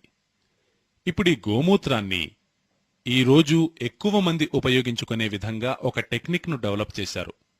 ప్యూర్ గోమూత్రాన్ని తీసుకుంటే చాలా మంచిది. అయితే ఈ మధ్య ఏం చేస్తారంటే గోమూత్రాన్ని మరగబెడతారు, అది ఆవిరిగా మారుతుంది, ఆవిరిని చల్లబరుస్తారు, దానితో అర్క్ తయారవుతుంది. అర్క్ అంటే మీకు తెలుసు కదా, గోమూత్రం అరకను కూడా వాడుతూ ఉన్నారు. కానీ నా అభిప్రాయం ప్రకారం ప్యూర్ గోమూత్రాన్ని వాడడమే అత్యుత్తమం. అది లభించకపోతే మీరు అరకు తీసుకోవచ్చు. అయితే అరకును ఎక్కువగా తీసుకోకూడదు. అరకును తక్కువ మోతాదులోనే తీసుకోవాలని వాగ్భటులు సూచించారు. వారు అరకు తీసుకోవాలనుకుంటే 1 చెంచాడు సరిపోతుంది అంటారు. నేరుగా మూత్రం సేవించాలనుకుంటే సగము కప్పు సరిపోతుంది. అరకు సేవించాలనుకుంటే 1 చెంచాడు సరిపోతుంది. కాబట్టి మీరు అరకు కూడా తీసుకోవచ్చు. ఎంతో మంది గోమూత్రంతో అరకును తయారు చేస్తున్నారు. మీకు నచ్చినది మీరు తీసుకోవచ్చు. అలాగే ఈ నిరంజన్ భాయ్ కూడా తయారు చేస్తున్నారు, వీరి దగ్గర కూడా తీసుకోవచ్చు. వీరి గోశాల ఇక్కడే పక్కనే ఉంది, దానిలో అరకు తయారు చేస్తారు. మీరు కూడా గోశాలను నిర్మించగలిగితే దాని నుంచి కూడా అరకును ఉత్పత్తి చేయవచ్చు. ఈ అరకు ధర లీటరు 500 చొప్పున అమ్మబడుతూ ఉంది. ఎంతో మంది పెద్ద పెద్ద వైద్యులు తీసుకోవడానికి సిద్ధంగా ఉన్నారు. మీరు కేవలం ఆవుతో గోమూత్రం యొక్క అరకునే తయారు చేస్తూ ఉండండి. ఒక్కొక్క ఆవు ప్రతిరోజు 2.5 నుంచి 3 లీటర్ల మూత్రమిస్తుంది. మీ దగ్గర 100 ఆవులు ఉంటే మీకు సాలీనా ఆదాయం ₹1,00,00,000 వరకు వస్తుంది. అరకు వల్ల వచ్చే ఆదాయం అది. అరకు చేసిన తరువాత మిగిలిన పదార్థం ఉంటుంది కదా, దానితో సబ్బును తయారు చేస్తారు. ఆ సబ్బు ఎంత మంచిదంటే అన్ని రకాల చర్మరోగాలను పోగొడుతుందది. అరకు తీసిన తరువాత మిగిలిన పదార్థంతో షాంపూ కూడా తయారవుతుంది, సబ్బు కూడా తయారవుతుంది, వాషింగ్ పౌడర్ కూడా తయారవుతుంది. మీరు మరుగుదొడ్లు అవి శుభ్రం చేయడానికి ఫినైల్ను వాడతారు కదా, ఈ గోమూత్రం చేత కూడా ఫినైల్ తయారవుతుంది. ఆవు పేడతో టైల్స్ తయారు చేయడం ప్రారంభించారు ఈ దేశంలో. టైల్స్ అంటే మీకు తెలుసు కదా, చూరుకి ఉపయోగించేవి. వాటిని చూరుకి వాడడం వల్ల టెంపరేచర్ 5 డిగ్రీల వరకు తగ్గుతుంది. కాబట్టి అటువంటి అద్భుతమైన ఆవును భగవంతుడు మనకిచ్చాడు, ప్రకృతి మనకిచ్చింది. ఆ ఆవును సంరక్షించి పోషించే బాధ్యత మనది. మీరు గోవు యొక్క మూత్రాన్ని ఉపయోగించండి, పేడను ఉపయోగించండి, పాలను ఉపయోగించండి, నెయ్యిని ఉపయోగించండి. ప్రతి ఉత్పత్తిని ఉపయోగించడంతో అవసరం పెరుగుతుంది. అవసరం పెరిగితే గోవుల సంఖ్య కూడా పెరుగుతుంది. మీరు కూడా గోవులను పెంచవచ్చు. భారతదేశంలో ఎంతోమంది గోవులను పెంచుతూ ఉన్నారు. ఎంతోమంది అయితే ఇది విని విని కార్ను అమ్మి ఆవును తెచ్చుకున్నారు, స్కూటర్ అమ్మి ఆవును తెచ్చుకున్నారు, బైక్ను అమ్మి ఆవును తెచ్చుకున్నారు. వారంటారు, రాజీవ్ భాయ్ మీరే కదా చెబుతున్నారు 10 ఏళ్ల తరువాత డీజిల్ గాని పెట్రోల్ గాని దొరుకుతాయో దొరకవో, ఇక అప్పుడు ఈ కారు ఉండి మాత్రం చేసేదేముంది, ఎడ్లబండిలో మోసుకుని తీసుకువెళ్ళాలి. కాబట్టి ముందే ఆవును తెచ్చుకుంటే మంచిది కదా. దానివల్ల గోబర్ గ్యాస్ అయితే వస్తుంది కదా. గోబర్ గ్యాస్ ఉత్పన్నమైతే డీజిల్ లేకపోయినా కారు నడుస్తుంది, పెట్రోల్ లేకపోయినా కారు నడుస్తుంది. కాబట్టి ఇలా గోమూత్రంపై వాగ్భటుల వారు పూర్తిగా ఒక చాప్టర్ను కేటాయించారు. అందులోని కొన్ని సూత్రాలను నేను మీకు చెప్పడం జరిగింది. మీరు ఈ రోజు నుంచే ఆ సూత్రాలను పాటించండి. మీరు ఆనందంగా ఉండండి, ఆరోగ్యంగా ఉండండి. నేను చెప్పిన ఈ విషయాలన్నీ పుస్తకాల్లో ఉన్నాయి. గోమూత్ర చికిత్సపై మేము ప్రత్యేకించి ఒక పుస్తకాన్ని ముద్రించాం. అందులో వాగ్భటుని 64 సూత్రాలున్నాయి. అన్నిటినీ తీసుకోలేదు, 64 సూత్రాలపై మాత్రం వ్యాఖ్యానం రాశాం. మీరు కావాలంటే తీసుకోవచ్చు. ఇంకా ఆ పుస్తకంపై నాకు ఏ విధమైన కాపీరైట్స్ లేవు. మీరు కావాలంటే కాపీ చేసుకోవచ్చు. మీరేం చేస్తారంటే ఆ పుస్తకాన్ని మీ పేరుతో ముద్రించుకోండి. మా పేరును తీసివేసి మీ పేరును వేసుకోండి. అయినా నేను మీ మీద ఏమీ దావా వేయను. ఎందుకంటే నాకు కావలసినదల్లా ఈ విషయం సాధ్యమైనంత తక్కువ సమయంలో సాధ్యమైనంత ఎక్కువ మందికి చేరాలి. మా లక్ష్యమైతే గోవులు సంరక్షించబడాలి, వాగ్భటుని చికిత్సలో గోమూత్రం ఉపయోగించబడాలి. మా లక్ష్యం అదే. అందుకే పుస్తకం ఎక్కువ మంది దగ్గరికి వెళితే దానివల్ల ఎక్కువ ప్రయోజనం కలుగుతుంది. నేను ఒక్కణ్ణే ఎన్నని ముద్రించి పంచగలను. నాకు ఒక లిమిట్ ఉంది. కాబట్టి అందరూ దీనిని ముద్రించి పంచగలిగితే ఈ పరిధి చెరిగిపోతుంది, అందరికీ ఈ విషయం అందుతుంది. దీనిపై సీడీని కూడా తయారు చేశాం, పుస్తకాలు కూడా ఉన్నాయి. మీరు కావాలంటే తీసుకోవచ్చు. ఇక మీరు ఏవైనా ప్రశ్నలు అడగాలంటే అడగవచ్చు. ఈరోజు నేను కొద్దిగా ఎక్కువ సమయం తీసుకున్నాను, క్షమించండి. అడగండి. మీరు గోమూత్రంలో కర్క్యుమిన్ చాలా ఎక్కువ మోతాదులో ఉంది అని చెప్పారు. అయితే పసుపులో కూడా కర్క్యుమిన్ ఉంది కదా? ఆ విషయం రేపొస్తుంది. పసుపులో కూడా కర్క్యుమిన్ ఉంది. ఇంకా యాంటీ క్యాన్సరస్ ప్రాపర్టీస్ అన్నీ పసుపులో కూడా ఉన్నాయి. మరో విషయం ఏమిటంటే, ఇప్పుడు త్రిఫలా చూర్ణం ఉంది, మెంతులున్నాయి, గోమూత్రం ఉంది. ఉదయం పూట ఏమేమి తీసుకోవాలసలు? ఏమేమి తీసుకోవాలి అంటారా? చూడండి, ఈ ప్రశ్న చాలా ముఖ్యమైనది. ప్రదీప్ భాయ్ అడిగిన ఈ ప్రశ్న చాలా ముఖ్యమైనది. మీ ముందు ఇన్ని ఉన్నాయి కదా, మరింతకీ ఏమేం తీసుకోమంటారు? నేను మీకు ఒక చిన్న విషయం నివేదించాలనుకుంటున్నాను. 30వ తేదీ ఉదయం మీతో ఒక సెషన్ చేస్తాను ఇదే సభాభవనంలో. అది ఈ ప్రశ్నకు సమాధానం కోసమే. ఎందుకంటే మనం అందుకున్న జ్ఞానం చాలా పెరిగిపోయినప్పుడు మన ముందు సెలక్షన్ యొక్క సమస్య వస్తుంది. మనమింతకీ చేయవలసినదేమిటి అని. ఇప్పుడు ఉదయం పూటే తీసుకోవడానికి ఇన్ని పదార్థాలు సిద్ధంగా ఉన్నాయి. మీరొక్క 2 రోజులు వేచి ఉండండి. 30వ తేదీన నేను సెషన్ తీసుకుంటాను. మీకు ఇంత పరిజ్ఞానం లభించింది కదా, ఇప్పుడు దీని విషయంలో సెలెక్టివ్గా ఎలా ఉండాలి అన్నది. మనకు సరిపడే విధంగా ఏ 1, 2 లేదా 3 పనులను చేయాలో చూద్దాం. అది నేను మీ ప్రకృతి స్వభావము మరియు మీకున్న రోగముల చికిత్స దృష్ట్యా చెబుతాను నేను. ఉదాహరణకు వాతమున్నవారు ఏమేం చేయాలి, పిత్తమున్నవారు ఏమేం చేయాలి, కఫం ఎక్కువగా ఉన్నవారు ఏమేం చేయాలి, అలాగే ఇప్పటి వరకు చెప్పిన విషయమంతటి సమప్ను కూడా నేను 30వ తేదీ ఉదయం 7 గంటల నుంచి 9 గంటల వరకు తీసుకునే సెషన్లో చెబుతాను. గోవును గురించి మీరెంతగానో చెప్పారు, చాలా సంతోషం. అలాగే గోవు వల్ల కలిగే పంచామృతాలు కూడా చాలా మహిమాన్వితమైనవి. నేను వాటి వల్ల ఎంతో ప్రయోజనాన్ని పొందాను. మనం ఆ 5ంటిని కలిపి తీసుకోవడం వల్ల జీవితంలో ఎటువంటి దారుణమైన రోగాలన్నా నయమవుతాయి. ఈ విషయాన్ని గురించి మీరు కొద్దిగా. ఆవు పాలు, ఆవు నెయ్యి, కొద్దిగా ఆవు పేడలోని రసం, కొద్దిగా గోమూత్రం, ఇంకా వీటన్నిటినీ కలిపి కొద్దిగా బెల్లం. ఇది పంచామృతం. దీనిలో బెల్లానికి బదులుగా తేనెను కూడా ఉపయోగించవచ్చు. ఎందుకంటే నిజానికి పాలతో తేనెను కలుపరు, కానీ గోమూత్రంతో పాటైతే పర్వాలేదు. అలాగే పెరుగులో కూడా తేనెను కలపరు, కానీ గోమూత్రంతో పాటైతే పర్వాలేదు. కాబట్టి పంచామృతం ఎలా తయారు చేయాలి అన్నది పుస్తకంలో చెప్పబడింది. మీరది తీసుకోవచ్చు. పంచామృతం వీరి విషయంలో ఎలా సత్ఫలితాలనిచ్చిందో దేశమంతటా అందరికీ అదే విధమైన సత్ఫలితాలనిస్తుంది. వాత పిత్త కఫములు 3పై ఒకేసారి పనిచేస్తుంది, ఎంతో లోతుగా పనిచేస్తుంది. అబ్నార్మాలిటీ ఇన్ హార్మోన్స్, దీనికేమైనా క్యూర్ ఉందా? తప్పకుండా ఉంది. దాని గురించి మీరు కొద్దిగా వ్యక్తిగతంగా నాకు కలుస్తారా? నేను మీకు వ్రాసిస్తాను. తప్పకుండా తప్పకుండా. చూడండి, నా దగ్గరికి వ్రాయబడిన లేఖ ఒకటి వచ్చింది. చాలా సంతోషించదగ్గ విషయం. చెన్నైలో గోశాల ఉంది. చాలా ఆనందించదగ్గ విషయం. అయితే బాధాకరమైన విషయం ఏమిటంటే దాని మేనేజ్మెంట్ సరిగా లేదు. ఇది బాధాకరమైన విషయం. కాబట్టి మీరు ఆ మేనేజ్మెంట్ను కలిసి ఆ మేనేజ్మెంట్ను చక్కదిద్దండి. అలాగే నా తరఫున వారికి నచ్చజెప్పండి. ఆవును పెంచడమన్నది ఎప్పటికీ నష్టదాయకం కాదు, పాలు ఇచ్చినా ఇవ్వకపోయినా. చెన్నైలోనే ఒక గోశాల ఉంది. అక్కడ 27 ఆవులున్నాయి. అవి ముసలివైపోయాయి, పాలివ్వడం లేదు. అయినా మేము వాటిని పోషిస్తున్నాం. నేను దాని సెక్రటరీని. మేనేజ్మెంట్ సరిగా లేదు అనడం సరికాదు. మీరందరూ వచ్చి అక్కడ చూడండి. మీరిచ్చే విలువైన సలహాలు తప్పకుండా అనుసరించబడతాయి. ధన్యవాదాలు. Note answer. పరోటాలు రాత్రిపూట తినడం వల్ల పొట్ట పెరిగే అవకాశం ఉంది.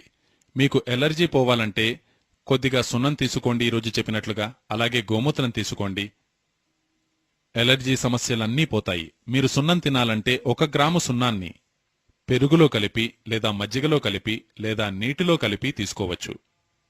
ఉదయం పూట అలా తీసుకోవాలి. మీరు ఎన్ని గంటలు నిద్రపోవాలి అంటారా? మీరు బాగా శ్రమించే పని చేసేటట్లయితే, ఎంతో శ్రమతో కూడుకున్న పని చేసేటట్లయితే మీకు 8 గంటల నిద్ర తప్పనిసరి. అలా కాకుండా కేవలం కూర్చుని మాత్రమే చేసే పని అయితే 6:30 గంటలు, 6 నుంచి 6:30 గంటల నిద్ర సరిపోతుంది. గోబర్ గ్యాస్ ప్లాంట్ ఎక్కడ పెట్టాలి అంటారా? గోశాల ఉంటుంది కదా, అక్కడే గోబర్ గ్యాస్ తయారవుతుంది. అక్కడి నుంచే మనం సిలిండర్లలో నింపి సరఫరా చేయవచ్చు. గోమూత్రాన్ని నిజానికి 48 నిమిషాల లోపుగానే త్రాగాలి. మీరు సీసాలో 4-5 రోజుల వరకు భద్రపరచవచ్చు. గాజు సీసాలో. బీపీ విషయంలో అత్యుత్తమమైనది మెంతులు. రాత్రి నీటిలో నానబెట్టి ఉదయం లేచిన తరువాత నమిలి నమిలి తినాలి.